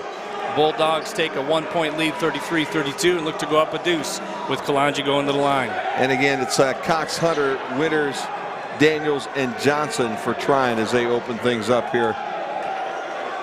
And this, I'll tell you what, Jimmy, everybody probably got a good deep breath, got a little bit of a rest, some water, some fluids, maybe a snack bar or something. And these young legs are probably about ready to start running for this last 19 minutes of the ball game. They're going to need those fresh legs too, because it's going to get heavier and heavier as time goes on. Ball gets fed inside to Mo Hunter, and Hunter draws the foul, misses the shot, but does get the foul, and I believe that will go against Bellamy. 13. Yep, that'll be one on Bellamy. First foul for the Bulldogs, and one foul, of course, for the Thunder. So with about a minute into the second half, each team with a foul and each team with 2 free throws as a result. Shooting foul for Hunter, and Hunter, who has been kept very quiet in this basketball game, finally gets that squiggly mark in that that stat sheet. Hunter, a 65% free throw shooter. Gets them both. Doesn't look like it there. Well, you know what? That has been one of the things we have seen. All teams in this tournament have shot extremely well from the free throw line. When the pressure's been on, they've been up to the pressure. Kalanji drops back. 3-point shot, no good. Ball on the floor. Picked up by Marcus Winters. He's in a hurry. down to the corner. Langston Johnson, three-point shot, no good. And who's that foul going to go against Bellamy? Foul on Harris, I believe. Well, let's see. Nope, they're getting to Bellamy, yep. Harris looked to me like he was the one who was tied up with Hunter, but I thought so too, but they pointed down in underneath and they said, number 13, we're calling your name again. 2 quick fouls in the second half. That could change the outlook of this basketball game because Bellamy's had a really good night. Team's leading scorer. Jump shot for the free throw line. Maybe that ball tipped just a little bit as Jake Daniels looked like he had an easy one there. Oh. Harris behind his back. Helinski from deep. Break the tie, 37-34. Helinski has a nice three-point stroke, so to get him going here in the second half adds another dimension. Daniels gets rid of it to Mo inside, That's and we've got 3 personal fouls now on Bellamy. It's time to sub Bellamy out. Has what I call a case of whistleitis. Here comes Keyshawn Wyatt Morris off the bench, and again, if you look down at Coach Kyle Lindsay, he's going straight up. What more could the young fella do? Well, Morris kind of went into him with the shot, but not enough for an offensive foul. So Hunter goes back to the free throw line for a couple again. And this one bounces out, so he's 2 for 3 now as Williams checks into the ball game. And 2 for 3 pretty much is on point with the season percentage. But again, like you said, both these teams are here for a reason, and that reason is they're taking it, maximizing the possessions. Cox and Williams both take a seat. Wyatt Morris in the game right now for the Adrian Bulldogs as Bellamy took his seat. And he'll be saddled for a while with those 3. 37-35. Helinski with the basketball. Kalanji. And he has Williams in his face. Good switch. Got a hold. Yep. Kind of had to. Williams knew what was coming, and he basically just took steps before it happened to him to turn things around. He'll take the common foul. It's only 2 now on the Trine Thunder here in the opening minutes of this second half. Next dead ball, we'll do a few more shout outs from folks tuning in. Good to have you out there. Let us know where you're at. Webcast at albion.edu. Harris, swish, look out. Here we go. 40-35. We might get to 100 yet, Jimmy, if this thing heats up. It's going to have to, though, because I think the defense and the pressure is also going to mount. Johnson toss the ball inside. Mo misses the turnaround jumper. Kalanji's there for the rebound. No blue shirts underneath either to crash the board, so you kind of had one on team right there. They try to clear out for him, but nobody to help with the second chance opportunity. Helinski looking for that open shot, can't find it again as Daniels closed on him. Wyatt Morris tried to throw it away, but guess who's there? Great anticipation. Marcus Winters steps in front of that pass, and he's got a steal. He likes to dish the dimes, and he gets in everybody's way. That's what seniors do. They keep wanting to clear out for Harris. Down inside to Hunter as he spins around Wyatt Morris for the lay-in. Hunter now starting to find his way with 5 points. Yep. And he can go spin off either foot right there, too. So there's no dominant side. Caleb Swick and Brent Cox waiting at the scorer's table to come in on that next dead ball. I think number 1's found his range right now. Jordan Harris is smooth. That net didn't even move that time as the ball went through it. 5-point contest again for Adrian. Langston Johnson turns and spins. Got him on the wrist on the way up. With the reach-in foul. Ian Weber writes in, says, great broadcast, gentlemen. Played for Coach Buck Riley from 04 to 08, and Kyle Lindsay was a grad assistant his senior year. Couldn't ask for a better coach to lead the program. Looking forward to a great second half. Linda Meek says, proud of Adrian and Caleb Swick from Great. And yes, I said great, Aunt Linda from Southern Indiana.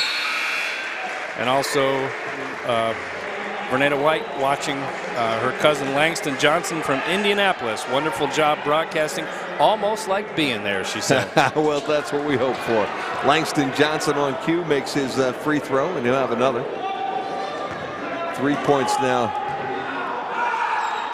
Number 3 knocks that one down as well, so he gets them both.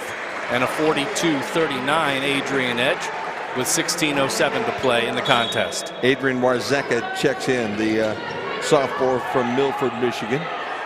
And just like that, Langston Johnson makes the shots, makes the viewers happy, and takes a seat on the bench. Marcus Winters with the steal. The lob to Cox. Runs out of real estate back to Winters. Winters puts it on the floor and says, yep, I'll take this one. Pretty easy. Nobody's going to guard him, sure. 13 now for him tonight. Sometimes you get turned around the basket, you lose kind of track of where you are, and you lose sense of time. So the ability to turn around and have nobody guarding you. Oh, okay, I'll shoot that. Look at that. Little 5-foot pop. Swick back in the ball game. Polinsky has no place to go. Swick with a show and go down the lane. He's got the blocking foul underneath as he goes hard to the rim. Good job by Williams to try to cut it off, but couldn't really get set, so he'll draw the foul.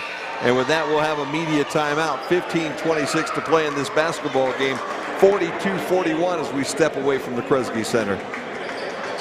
When I was in foster care, I never knew when I would have to move. So I always had my suitcase ready to go.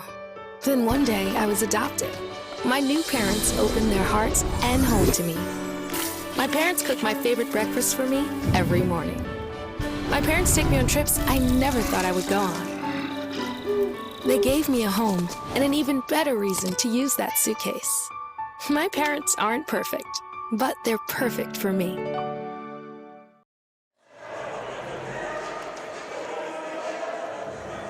Back here at the Kresge Center, Jim and Jim on a Saturday night. We've got the championship game last night. We had a couple of semifinals that were really, really good here at the MIAA. And tonight, this one's going to live up to the hype that we saw as you check in right now with the Hope Trine game. Look at that one as we're starting in that third quarter, and Hope only up by a point on the Lady Trine Thunder. Yeah, you said earlier, and you were right on the money about it, how difficult it is to beat a team 3 times. And this just isn't any old average basketball team. Trine Thunder women's team is fantastic, and we know firsthand from watching them play the Albion Britons women's basketball team led by Coach Carton, how tough they are. It is frightening to go to the rim against that team. That's what I'm going to tell you. It scared me to death to put that ball on the floor and try to go to that iron against the ladies from Trine. They are absolutely nasty underneath there. They play some great defense. They are tough.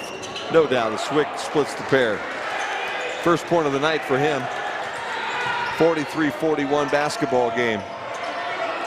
Williams with the ball, puts it on the floor. Warwick in front of him. Ball gets kicked down to Cox with the spin move over Swick. That spins out. Warzeka, I'll tell you what, that fella is everywhere. Are there 3 of him out there right now fighting for the basketball to go out of bounds off of him on the end line? It'll be Adrian basketball. But every time Aiden gets on the floor, he's a one-man wrecking crew out there. And he's undersized a little bit when he goes in the trees, but it's not how tall you are, it's positioning, and it's how bad you want the ball. Look at the hands right there too. There are no open lanes. No. Every loose ball is a possibility. You want 5 of him on the floor. Yeah, there's no doubt about that. They're going to lose 5 seniors, but they have some sophomores on this bench right now. They're going to step up next year, and it's going to be fun to watch this Trine team again. Yeah, he thought losing Smith last year was going to set them back a little bit, and there's no question that it did. Kalanji lost his footing for a half a second when he righted himself. He planted a 3, and it's a 5-point game again for Adrian. They were able to reload to finish that thought. Kalanji on the footing right there. Sometimes it takes your mind off the shot. You're thinking about the feet, and it makes it easier to shoot. Johnson on Harris gets cut off. Student section getting loud. 3-point shot by Winters is no good, but there's Cox for the rebound. Lost the handle, but they're going to say Kalanji cut him off. That'll be a foul on Kalanji now. I believe that's 2 on him tonight. Yeah, it hands up right there, but he kind of threw the hip check in there. Hunter checks back in. Daniels checks back in. Winters takes the seat. And Warzeka to inbound. Bryce Williams also took a seat, Jim. Bounce pass goes to Hunter in the low block. Hook shot finds nothing but cords, and it's now a 3-point game again. 14-10 to play, 46-43. Adrian on top. Hunter with Warseka around that pick to Swick. And again, who's standing there? 23's right in front of him. Was part of the double team and then back man-to-man. Swick showed the three, won't take it. Kalanji now tries to follow the shot. Yeah, that possession looked bad from the start. Warseka brings it to the front court. Cox drills from three. That, on the other hand, looked better. Not him at 46, guys. We've got 13:33 to play. And the thing is, this is the Kresge Gymnasium, the campus of Albion College, but every time there's a make, there's a roar. Yeah. Good crowd, good vocal crowd from both sides here tonight. Yeah, good to see the representation. Looks like who's sitting on the baseline where the Albion normally is at. You got the Adrian students down there as Warwick goes up for three. He'll be fouled, so he'll get 3 tries from the charity line. Brent Cox came out on defense and made the mistake of kind of leaving the feet and leaning a little bit right there, and a good follow through on the shot. Sometimes you see those 3-point shooters, they'll shoot and then they'll kind of kick out those tippy toes. Yeah. Seeing if they can get some contact knocked on the way down. Some officials call that on the offense. In this case, though, he gets the call on the 3 free throws. Remember, Warwick started his career at Trine as he misses that first opportunity. He hits 2 out of 3, so he's got 2 more coming. Let's see if he'll make that that number here. I saw the first one was a little bit flat-legged or straight-legged. Second one will find a soft front edge and find its way in as Pelham checks back in, and so does Williams. Todd and Sarah Barile checking in from Angola. Said thanks for making the game available to those who can't make it up to Albion. We're in Angola cheering on our neighbor kid Nick Bowman and the Trine Thunder. We kind of like going to Angola. It's a wonderful town, as we're actually Bryan, Ohio guys. How's that? We're just across the border from you down in Ohio, and we love coming up and doing MIAA basketball. It's not just that the renovations they did in that gym, but they also have some other fantastic facilities there on the campus. Yep. And I like the town. We go over to the T-First Center, watch some music on a Friday night oftentimes. A couple of restaurants downtown. Albion starting to pick up the pace with all its restaurants around here, and Angola already has several of them as Mo Hunter knocks down the 2. He now has 9 points in the second half. And we're deadlocked at 48 again. Trying to drive into Hunter, but Hunter did a good job on defense, just kind of holding still. Harris was hoping for that foul if he could, as Wyatt Morris checks back in the ball game and immediately gets the rebound. Harris drives into trouble, leaves it for Wyatt Morris.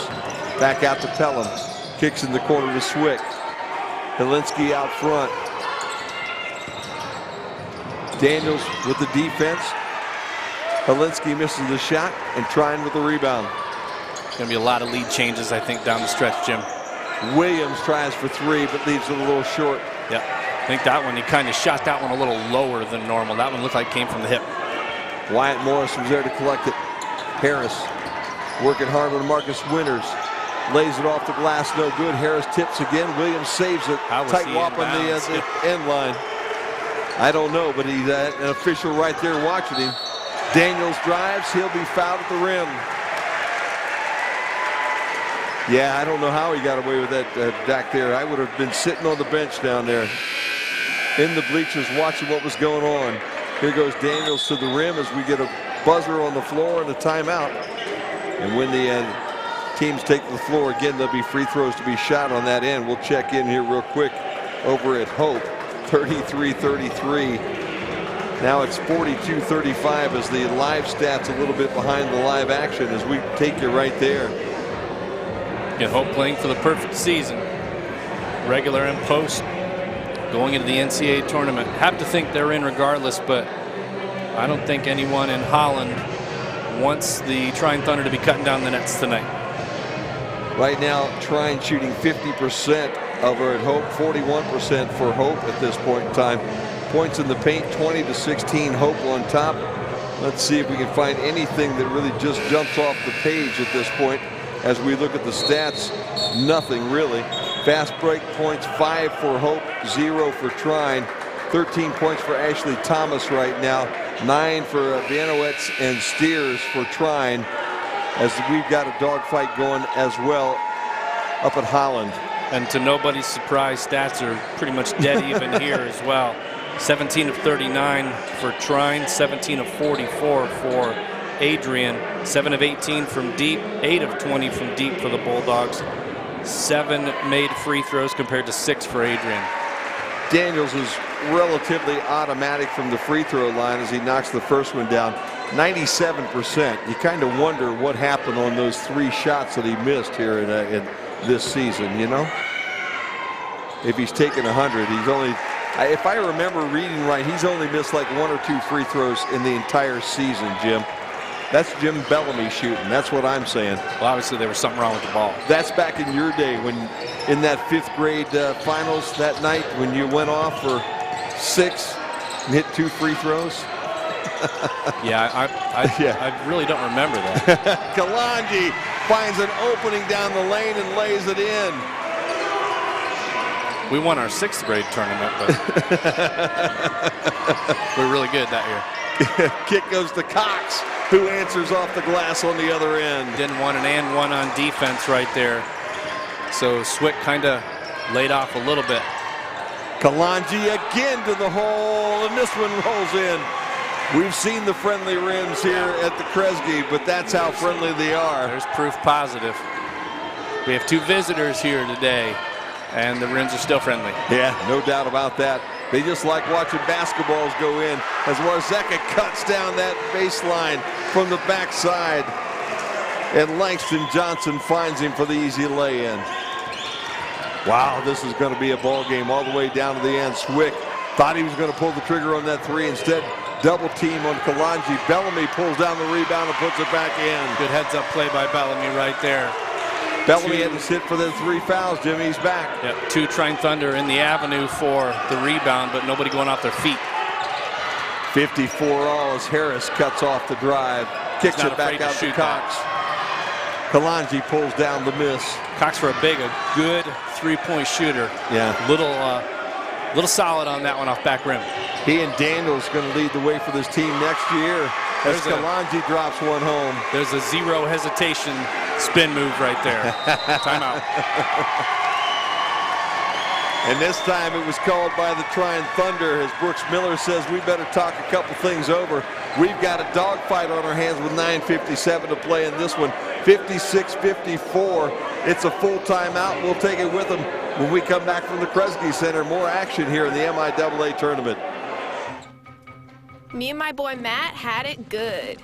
He had catnip that was off the hook. But one day, he brings a girl home, and she's allergic to cats. Every sneeze was a nail in my coffin. Now I'm in a shelter. It's decent, but they don't even have Wi-Fi.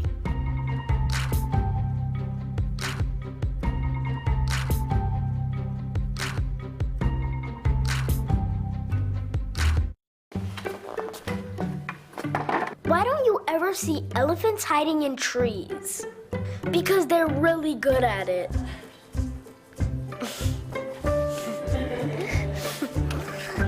Yeah, I get it. Back here at the Kresge Center, it is a nail-biter, 56-54. Adrian on top, just under 10 to play here in the championship. And I'll tell you, Jimmy, I just looked down on my phone, and you get to pronounce Lexi's last name. How's that, huh? Usilovsky. There you go, Usilovsky. Good job. Watching from Salt Lake City, Utah. She's rooting for the Bulldogs. And Lexi, just let me be right on the pronunciation of that last name, because I have a very fragile ego. I don't respond well to constructive criticism sometimes. So. I was just going to call her Leslie Yu. How's that? That's where I was heading with the whole thing. Usilovsky. Appreciate you tuning in. There's a kick right there on Kalanji. And Trine will maintain possession, 22 in the shot clock, 9:52 to play. 56-54, Adrian leads. It has been a fun basketball game. Hope you are enjoying it as much as we are if you're out watching tonight. Love to have you with us, but if you can't be, love to have you on the other end of our text messages as we get a foul underneath. Wyatt Morris on the 2-shot foul. Wyatt Morris now, I think, with a couple. No, he's got 4 now. How's that? That's so Wyatt Morris with 4, Bellamy with 3. Almost a handful. They fell the low block at this point in time, but not for long as Swick's about ready to check back in for the Bulldogs. Johnson makes the first when Swick comes in. 74% free throw shooter is Langston Johnson as Wyatt Morris takes the seat.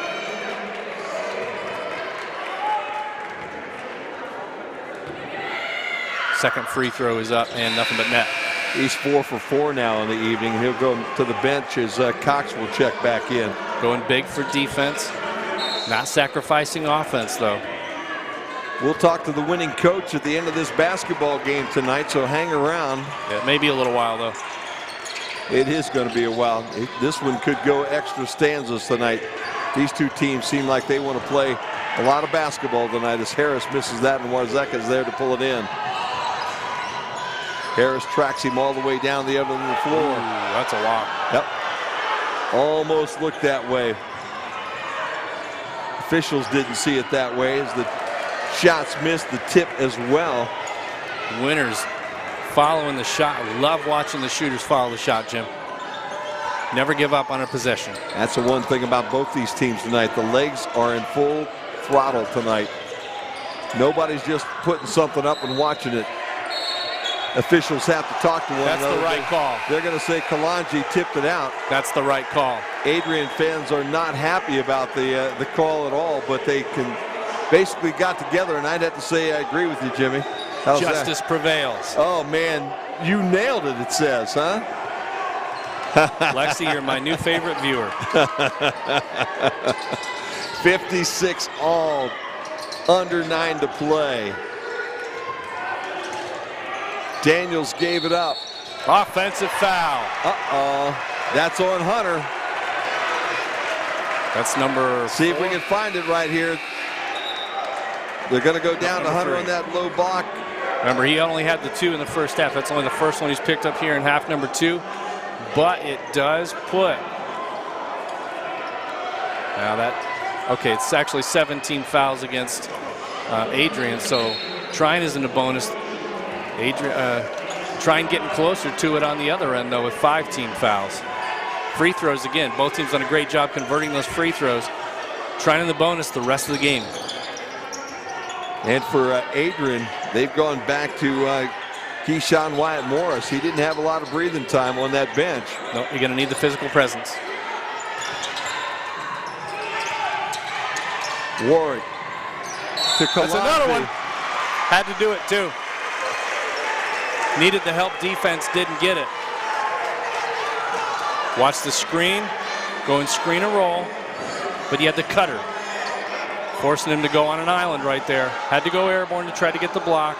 And a good job switching hands with the ball. Had he gone up with the left, that probably would have been a clean block. 4 fouls now on Marcus Winters. I'm sorry, not on Marcus Winters, on Mo Hunter.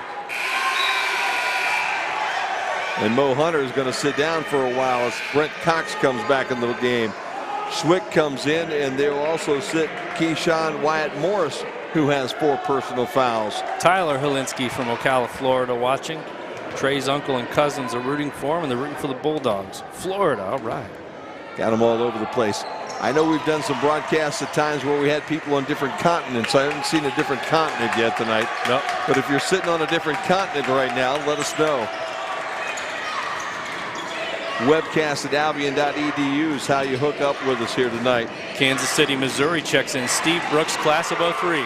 Harris tips the ball away. And that's Adrian, by the way. Down to the corner, Kalanji has a little bit of room. He goes up over the rim, and that's where Brent Cox meets him and fouls him. Boy, I'll tell you what, Jim. I always wanted to be able to get up that far over that rim, but watch how both these young fellas get up there and do battle right there at the rim. Yeah. Media timeout's called right here. 7:52 to play. We're going to keep it right here as well. Not even with special shoes. Yeah, no, not even with a trampoline do I get up that high. No. Does not happen that way, I'd be afraid of the fall on the way down. I would too. Trine on top with 14 ticks to go on the women's side, 45-44 right now. 14 ticks left in the third, just to be clear. In the third, not in the ball game. In fact, now the quarter has ended. Hope must have knocked made down that a shot last at the shot. end, Makes yep. it 46-45, end of 3 quarters over in Holland here tonight. That's wow. too exciting. I'll tell you what. You can't ask for anything more from the MIAA postseason tournaments. 1-point game for the ladies' side, 2-point game for the men's side. Both these teams battling right now. Adrian shooting 42% for the game. Trine shooting 44% for the game. It has been a battle, and let's see individual leaders right now. 15 for Jake Daniels on the Trine end, 21 for Jeremy Kalanji, who's having another big night and is about ready to go to the free throw line and maybe tally a couple of more. Game's leading scorer is Kalanji with the 21, 14 for Harris, 13 for Kendall Bellamy. For Trine, 15 points for Jake Daniels. Winners has 13 and 10 for Brent Cox. 27 rebounds to 28 rebounds. Trine behind by 1 at this point in time. That's the way the numbers are. They're just that close. And then when you look at the scoreboard and see it's a 3-point game, you understand what we've been doing here tonight. And remember, just a hiccup ago, Jim, it was 17 fouls to 5, and we talked about how only one of those teams in the bonus. Now, that red light's lit on both sides of that scoreboard, and free throws are going to be crucial down the stretch. We've got a nail biter going. Glad to have you with us out there. Cox almost lost the handle, picked it back up. Johnson tries to drive the lane, spins. Oh, man. Even with the deflection right there, he's able to maintain his composure. There's the senior focus. That's experience and focus. You're right. Kalanji working with Williams. They go to Bellamy underneath. He kicks out to Harris, but he's got a hand in his face. Harris to Swick. Swick's had several threes. He doesn't take them, does he, huh? Back out to Harris, and that's the reason why. There's your better shot, yeah. Yep. Swing, swing, swing. Find the best shot. It's a 5-point bulge now for Adrian. Answer. Nope. That's usually the one that goes down right there by Jake Daniels. Especially for number 4. He's on this floor. We've watched in that spot. We've watched that go swish too many times this year. There's no doubt. Bellamy muscling underneath, but he's got a double team. Harris for the show gets his man in the air, then he fires one air ball, bounce and out of bounds. He tried too hard for that one, Jimmy. Needed to get rid of that one, and Coach Lindsay's talking to him a little bit about that too. Last possession, he had a wide overlook.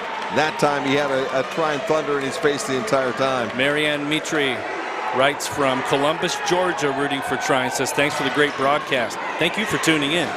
63-58, backdoor cut. Williams had no place to go, so he kicks it back out to Johnson. Drive and the floater will be a little bit short. Swick's there to pull that one in. Marcus Winter couldn't make it go. Hunter didn't want to go over the back either on that rebound. Can't afford to right now. The next whistle on Hunter sits him for the rest of the night. And there might be a lot of basketball to play in this one yet, Jim, with 6 minutes to play. Have to be judicious in how you attack, especially on the rebounds. Kalanji with the basketball with Williams in front of him. Swick, oh, I thought he was going to pull the trigger. Steady drives to the rim. Oh, what a shot block right there by Morris Hunter. Shot clock violation, though. Didn't hit the rim. Yep. I like the idea, though. Swick passing up the 3 and seeing he had a one-on-one. Yeah. Just take, go right take it to him and see if you can draw that foul. Yep. And Hunter got nothing but ball. And Hunter didn't back down on defense either. No, he did not. I love that. The senior just said, come on in, man. I'm taking your best shot. All the folks in Monroe, Michigan, happy to see that whistle didn't blow. Johnson drives, kicks. That's some good defense being played on both sides. Both Johnsons on the floor right now. To Hunter. Williams had Kalanji in the air but couldn't make it happen. Travel and took the hop. Yep. Hunter, I think, a little bit relieved that didn't turn out to be a foul, but the turnover gives the ball back to Adrian in a 5-point lead with 5:24 to play in the game. Swick trades places with Wyatt Morris off the dead ball. 63-58. Winner goes on to the NCAA tournament and is the MIAA postseason champions. I think a smart move right now by the head coach for the Trine Thunder, Brooks Miller, as he gets Hunter out with 5.5 to play. He brings Cox back out on the floor in his place. These are the times when you're kind of in that lull where that 5th foul happens and the momentum goes away. Harris kicks it back to Kalanji, straight on, no good. Tipped by Warwick, no good. Rebound by Williams underneath, who skied higher than anybody else on the floor. Langston Johnson brings it in. Williams looking for 3, gives it the show and go, and off the glass for 2. I'll tell you what, Williams with that quick first step. Yeah, and just no fear attacking the glass. You can't be timid driving strong. Harris has winners on him. He gives the ball up. Kalanji with the spin.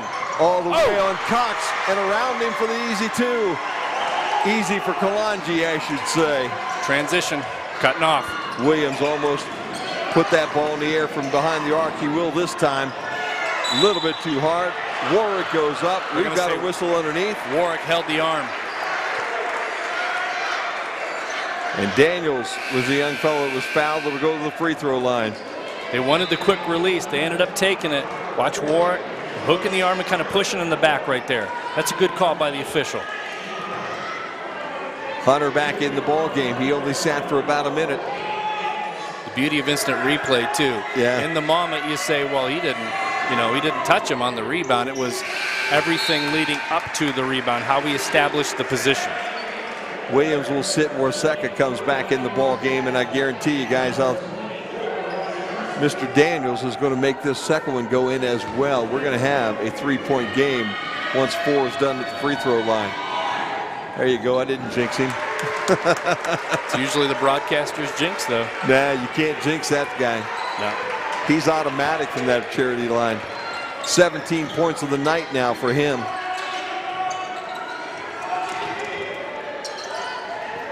Ball goes down on the low block to Kalanji, and we've got a reach on Warzeka as Kalanji was trying to make the move down that baseline. Going to be a free throw shooting clinic for the rest of the way out. Swick comes in. And this is where everything we've said about this game leading up to this moment. Yeah. Both teams doing a great job from the foul line. Now the pressure's on. Yeah. And check out the score of the women's game, Jim. Trine on top 52-51 with 6:22 to play in that game. Wow, what a night of basketball in the MIAA. It just does not get any better than this. Kalanji says, pressure, Jimmy? I don't know the word pressure, fella. If you're going to have someone at the free throw line for the Bulldogs, he's taken a lot of free throws tonight, and you can see the live look in, 6:05 to play. Yep. Trine leads by 1. Hope going to the line. Back to the one that we're watching right now as Kalanji makes it 2 for 2. 5-point contest again. 5-point lead is not safe, no doubt about that. Warzeka checked in on that last timeout for the Thunder. And think about what AD Matt Duffy told us. Or Mike Duffy, sorry, at halftime. That was Kalanji that tipped it away, and Bellamy that fell on it. Called a timeout, and Adrian will keep the ball. It's hard to hear him yell the word timeout. Watch when it goes to the floor. Watch. Timeout, timeout, timeout. He's trying. Somebody please hear me, because I can't even hear myself right now. The gym is loud. There's no doubt about that. John and Cheryl from Crawfordsville checking in. Luzader, I believe I got the name right. I'm not going to get them all right. I apologize for that, but let us know who you're rooting for too when you send us that note. webcast@albion.edu. We certainly love to hear from you. And as you've hopefully found by this point in the game, we do our best to give a shout out to everybody who sends us a note. And again, if you're watching internationally, let us know. Yeah. Because we've covered most of the 50 states at this point. I believe there was a football game that we did this year or last year. I'm not sure which one it was, but I think we had viewers on 3 continents at that point in time. And that's really, really a lot of fun when you have people saying, oh, I'm in wherever, you know. Paris, France, watching the webcast right now. Of course, we're having to take their word for it. Well, yeah, and, you know, there are some folks out there that maybe just will throw that our way, but we will track you down. That is the neat part of the technology that we have. Ken knows. Kenny Reeker will track you down, okay? And we will add $50 to your dinner bill tonight at the hotel that you're staying in, or to your grocery bill if you're if you're playing with us right now and you're really sitting in Monroe, Michigan. Listen to the crowd, both sides into this thing right now. That's Adrian that got it started. Made by Adrian, yep. Their student section is large and in charge right now. 5-point contest right now. Adrian was 17 to shoot and taking their time. Warwick drives and then dishes to Wyatt Morris, who came in from the backside. Can Adrian pull off the miracle run tonight? The number 8 team in the early stages, and Wyatt Morris is about to take a bench. Yep, that's 5, and that's it. Yep. Trine has a lot of time and a lot to say about it, but that is 5 personal fouls on Keyshawn Wyatt Morris. Martha Swick from Linden, Indiana, says proud of Adrian, especially her grandson Caleb. The Swick family is well represented tonight in this webcast. I appreciate that. But yeah, that's 5 on Wyatt Morris. Definitely a physical presence underneath. Done a lot of good work, especially against Mo Hunter so far tonight. But now he takes the bench with the 5. And they will go from the big to the little as Trey Helinski will come in, the sophomore from Adrian, Michigan.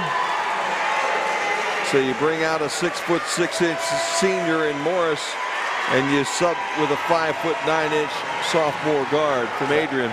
Now those other 4 young men on the floor look at him and say, "We got you." We are 3 minutes and 22 seconds away from crowning a champion here in the MIAA, and Mr. Automatic missed one. I think that's the first free throw we've ever seen him miss, Jim. I believe. In the games that we've done for Albion and now in the tournament. And he misses both of them. The moment, Jim. Yep. You can't say it enough. How do you respond in the moment? And this isn't even the final minute. 7-point spread right now for the Bulldogs. Harris runs out of real estate. And he had Hunter on the switch right there. Could have tried to take him to the hole and draw number 5. Instead, long 3 that doesn't go in. Langston Johnson there to pull down the rebound. Winters back to Johnson for 3. That's a big answer. We saw one last night by Johnson, who hit one as the buzzer went down against Albion. Now the Trine fans on their feet, making some noise at the Kresge. This place is rocking. Helinski. He's got Daniels on him. So give it to Bellamy. Hunter. Nice defense. Keeps Bellamy at bay. Warwick. Nice. Bellamy on the backside, and Hunter really couldn't contest as Warwick finds Bellamy wide open. Yeah, but they're running out of time to play Matador. Nice easy move by Langston Johnson under the trees just in front of the rim. Now with 13 points tonight for Johnson. I don't know that I want this game to end. No, this thing needs to go a little longer. I agree. It's unfortunate that one of these teams' season is going to be over after tonight, because these are 2 great teams playing a great game. Bellamy and Hunter. Don't be indecisive with the ball right now. Kalanji with 3 to shoot, with 2 to shoot. Up, no good, but he got the rebound. He stuck it back in. That's muscle, and that's what?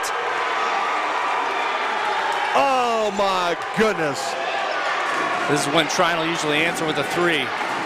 Hunter with 2 on the other end. Just and it's as a good. 4-point game with 1:21 to play. Money player in a money situation. Watch this second effort down here by Kalanji, Jim. One-handed rebound. Everybody else goes to the floor, and Hunter with the 4 can only really get the hand up and take the swat, but can't put the body on it. That's all he could do down there on that baseline. Oh, my goodness. What a basketball game we're watching again tonight. But you know what? It was a 2-point contest last night between Calvin and Adrian. It was a 3-point game between basically the Britons last night and Trine. And if you look over on the women's side, Hope up by 2. Yeah. You know what? There's no blowouts in the MIAA tournament this year, are there, Jim? Thank goodness. Yeah. Seriously, thank goodness. Thank goodness that you never know from night to night, and this was the case pretty much all conference season too. you never know based on the records, the standing in the conference, the previous results. You simply never know what's going to happen. And that's the beauty, in my opinion, of MIAA basketball. We talked about it when we broadcast the Brits game earlier this season, that once you get to the second time you're seeing these teams, you can pretty much throw the last result and the conference record and the overall record and the win streak and all that stuff out the window, because every game is a new opportunity to prove that, hey, it's time for us to go on a run. And both these teams turned it on when they needed to turn it on. And you can't argue with success that here they are, the 3 and 4 seeds, playing at the Kresge, Albion's home floor. And they're 4 points apart for a chance to go to the NCAA tournament. They handed us some stats right now. How ironic is this stat after Kalanji just with that second effort? Adrian with 14-second chance points to 6 for Trine. And they have a 4-point lead. Polinsky has Daniels in his face. Looking for a screen. Here it comes with Bellamy. Switch. 13 to shoot, and Adrian will bring it back out. The time is their friend right now. Harris with a fall away.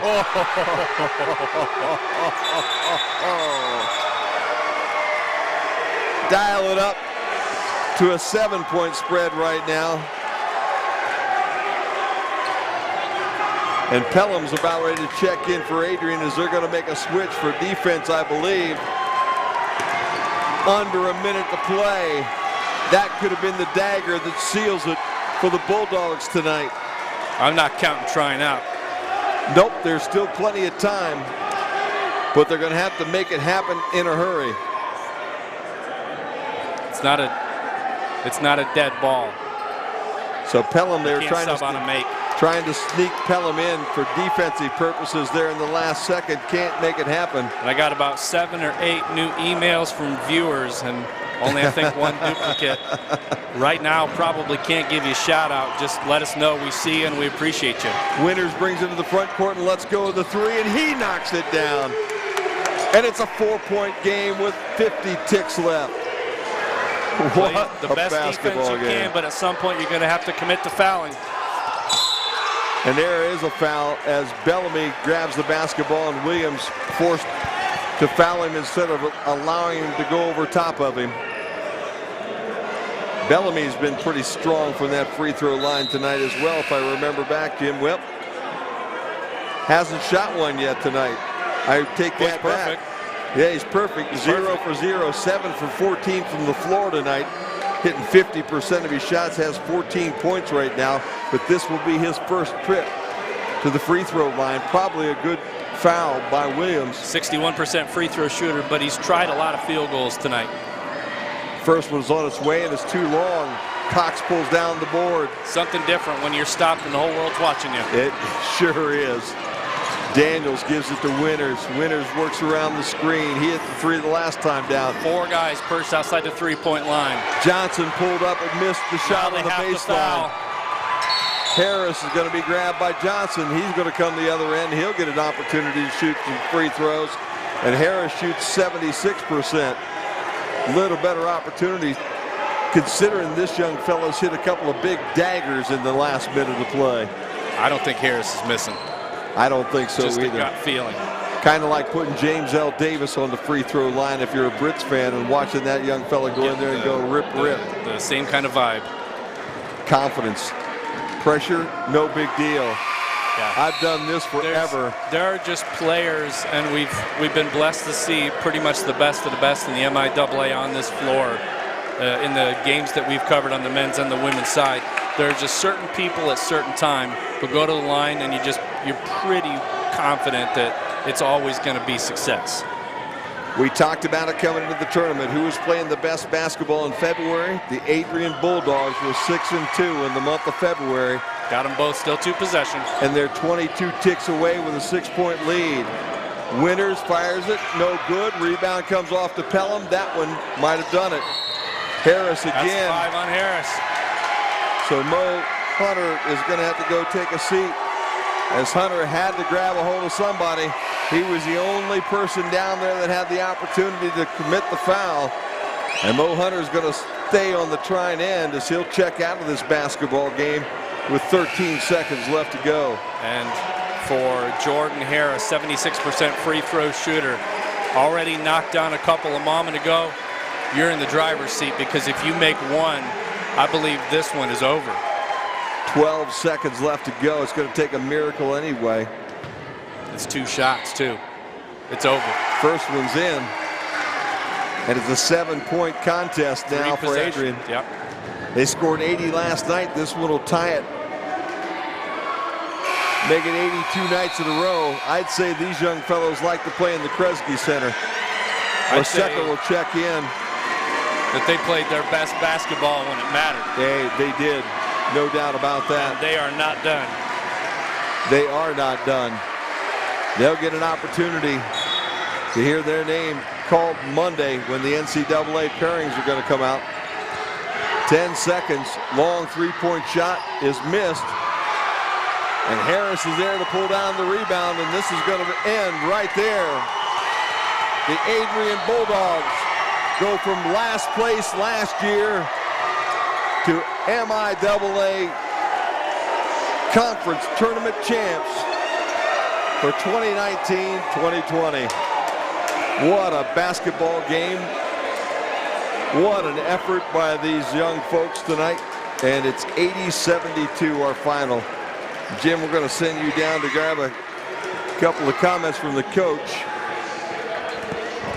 It'll be interesting to see what Coach Lindsay has to say tonight. Last night he wasn't around at the end of the basketball game. Tonight he coached that entire game from the bench, and his Bulldog team brings home the win tonight, 80-72 over the Trine Thunder. So the number 3 seed in the conference wins the tournament tonight. And you can see Harris talking to, I believe, his mom down there with a big hug. Now you're getting hugs from many of the Trine players and the Adrian players as well. Coach Lindsay, 5 years at Trine. Comes over to Adrian. He brings Trey Helinski with him, Robert Warwick with him, and Caleb Swick with him. And we're about to get a couple of words out of the coach here as Jim Bellamy's down on the floor waiting to step in and chat with the coach after he gets a big hug from what appears to be Mrs. Lindsay here, and Jimmy waiting on the outside for an interview here for a minute or two. The ladder's coming out. They're going to start cutting down the nets. Jim's going to get in and get a couple of words with the coach before the ceremony start.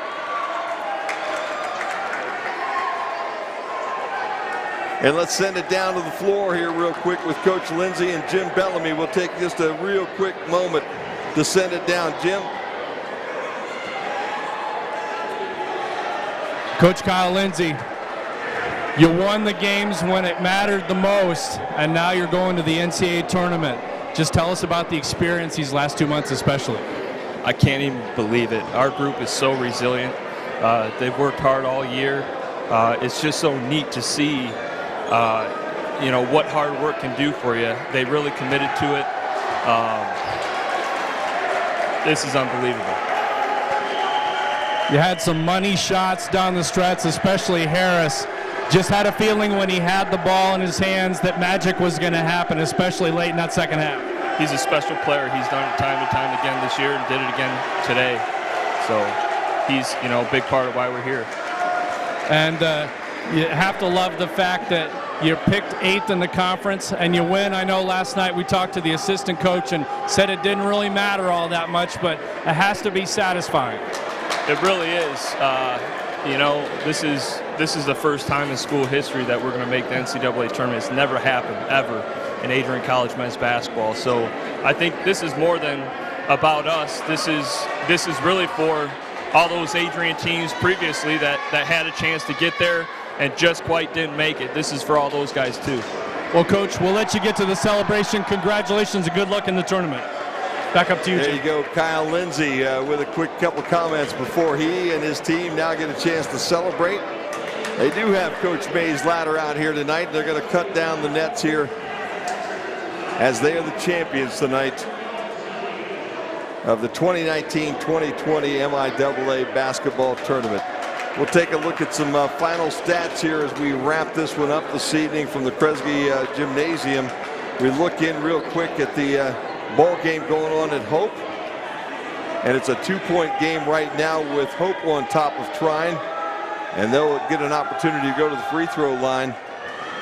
So we'll watch the final 12.8 seconds of this Trine Hope contest over in Holland, Michigan, Jim. And I'll tell you what, they've got the trophy down on the floor right now. We'll get a picture of that here in just a minute after we catch this free throw. There you go. The Adrian Bulldogs. You can see the trophy there being held up as the players surround the coaching staff, and the AD that we got a chance to talk to here just a little while ago, Mike, had a really, really good feeling when he was here at halftime. Mike Duffy says we're going to win this thing tonight, and indeed his basketball team does exactly that. Jimmy, we take a look at some stats here on the evening before we wrap things up tonight. As we take a look at overall shooting percentages tonight, it was Trine shooting almost 46% from the field, 36% from behind the arc, 72% from the free throw line tonight. Adrian 44% from the field, 38% from deep, 84% from the free throw line. Those free throws actually helped them tremendously win this ball game tonight against Adrian. Some individual numbers real quick for the Trine Thunder. 10 points for Brent Cox, and when you, 10 points for Brent Cox, 17 points for Jake Daniels, 16 points for Marcus Winters, 11 points for Morris Hunter, who fouled out in the last seconds of the ball game, and then 3 for Bryce Williams and 2 for Brandon Johnson tonight. That totals up to 72 points. On the other side, 29 points, Jim, for Jeremy Kalanji, 24 points for Jordan Harris. Had a couple of big threes at the very end of that ball game that just basically made us all believe that things were going to go their way. Kendall Bellamy with 15 points tonight, 4 then for Wyatt Morris, 4 for Warwick tonight, and 1 point for Caleb Swick, 3 points for Trey Helinski tonight, as the Adrian Bulldogs getting ready to cut down the nets here at the Kresge Center. Time postseason tournament champions. Isn't that something? Huh? I mean, that's, you just, again, we talked about this before we go on the air. I'd like to give you a little bit of a peek behind the curtain. You look at the way the season trended, and you think, boy, it seems like it would be an upset if the Bulldogs won. But again, you go back to look at the records. The records were exactly the same. You look at the seeding. The Bulldogs closed strong and were the number 3 seed, and were technically the home team tonight, the higher seed. And they just played with an unbelievable amount of heart and guts and determination, and they did all the little things, and Trine did them too, but it was the intensity. Last night, Trine brought the intensity that the Britons did not match until it was a little bit too late, and tonight the Bulldogs brought a little more intensity than the Thunder did, and you can't say that it was because either of the teams were tired, because they both played the exact same amount of basketball. Yes. So, I mean, and these young men, there's no empty in the gas tank. No. They emptied it all out on the floor tonight. Now they'll have a little time to rest as you wait for Selection Sunday and find out where they're going to be going in the draw.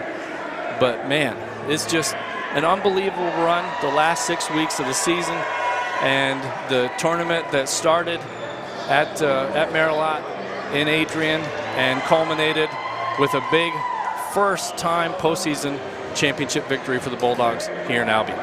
Well, they made it happen. They went through Hope to open everything up.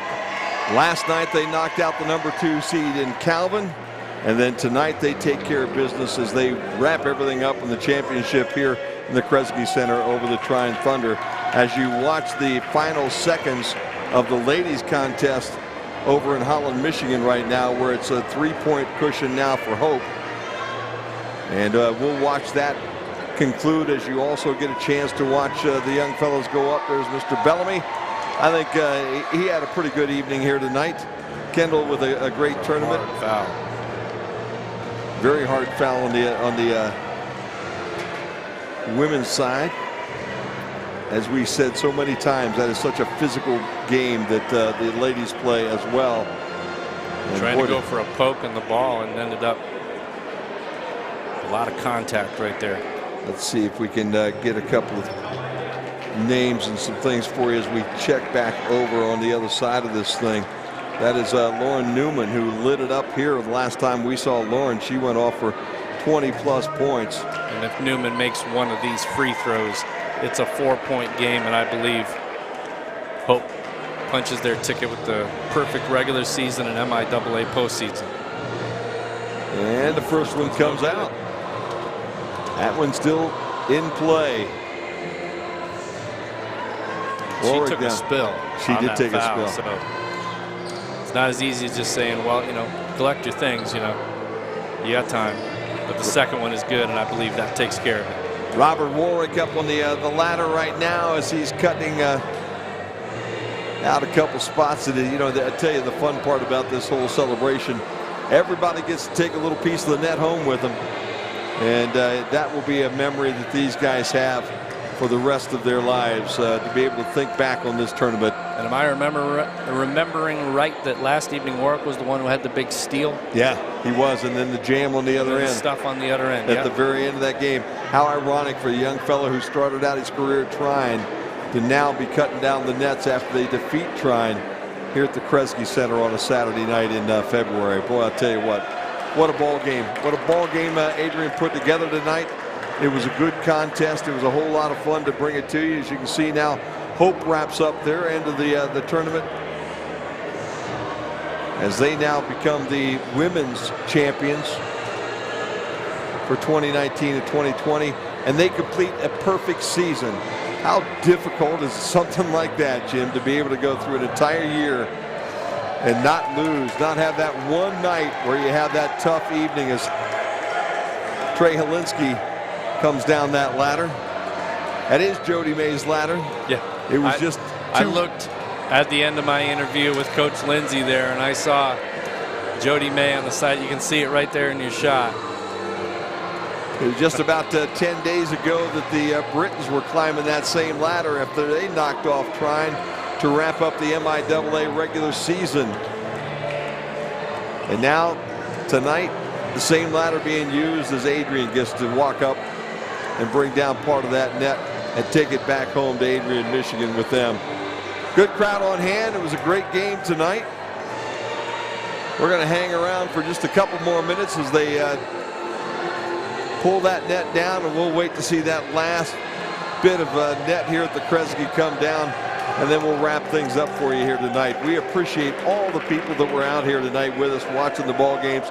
And a big thank you here tonight as well to all of the administrators around. Michael Duffy, who's the AD with Adrian, was such a nice guy to deal with here tonight. The SID's Patrick Stewart and Michael Twang did a wonderful job helping us with the interviews and all the stats and everything else. A shout out tonight to the Arrington Ice Arena. A shout out down in Texas to the baseball team from Adrian tonight, who also had a good night on their own, or a good day on their own here today. Also a shout out to the Trine side tonight. Matt Land came up and joined us at halftime as well. Old buddy Jeff Hope that we knew back in the Defiance College days actually, and also Nick Duffy, the SIDs, and all the fine folks over at Trine. And then again, a big thank you to the folks here at Albion. Matt Aaron, a great host all weekend long. I know he'd have loved to have his Britons in the final here tonight, but the Brits came up a little short last night, and we're not allowed to participate. Even though they're the home team, they had to stay home tonight. And also Maury Ditzler, the president of the college, here tonight. And we also had an awful lot of help around here with everybody else on the Albion side to make this whole thing happen. And if you didn't get the Brits in the final, you got the next best thing, Jim, which was a great ball game. You had a great weekend of basketball, and what a fantastic finish to this MIAA tournament. Congratulations to the Adrian Bulldogs, the 2019-2020 MIAA postseason men's champions, and congratulations to the Hope Flying Dutch for the perfect season so far, as they punched their ticket to the women's. They won the regular season and, of course, the postseason. Still undefeated, still perfect.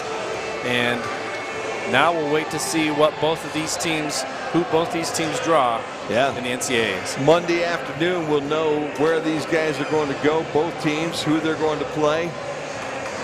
We kind of hope to maybe get a second team out of both sides here in the NCAA. We don't believe the men are going to have a second team involved, but we do believe that the Trine Thunder very likely will hear their names called Monday afternoon as well, and we hope so on the women's side, as now the coaching staff heading up that ladder, and we're just waiting on about 3 or 4 more cuts before we're going to wrap everything up here on the Britain Sports Network and the MIAA Tournament Network here tonight. It has been a pleasure and a whole lot of fun all year long to bring you basketball on this webcast. We hope you enjoy it. We appreciate all the times that you've reached out to us and let us know who you were and where you were and who you're rooting for. As we watch Coach Tickness cut his nets down here a little bit. Real quick on the webcast at albion.edu, the Trine women's golf team is watching from spring break. There you go. In Orlando, Florida. Man. I say thank you. Yeah. But I also wonder, you're on spring break. Yeah. In Orlando, Florida. Yeah. And you're watching the ball game, but you're going to go out and play golf again tomorrow. And here you go, Coach Lindsay. The last cuts on the net for the 2019-2020 MIAA tournament. And the Adrian Bulldogs will win this one tonight, 80-72, for our buddy Ken Reeker, who did all the knob twisting and the button pushing tonight for us that made the technical side work. From my buddy Jim Bellamy, I'm Jim Funderburg. Have a great weekend. We'll see you next year right here on the Britain Sports Network.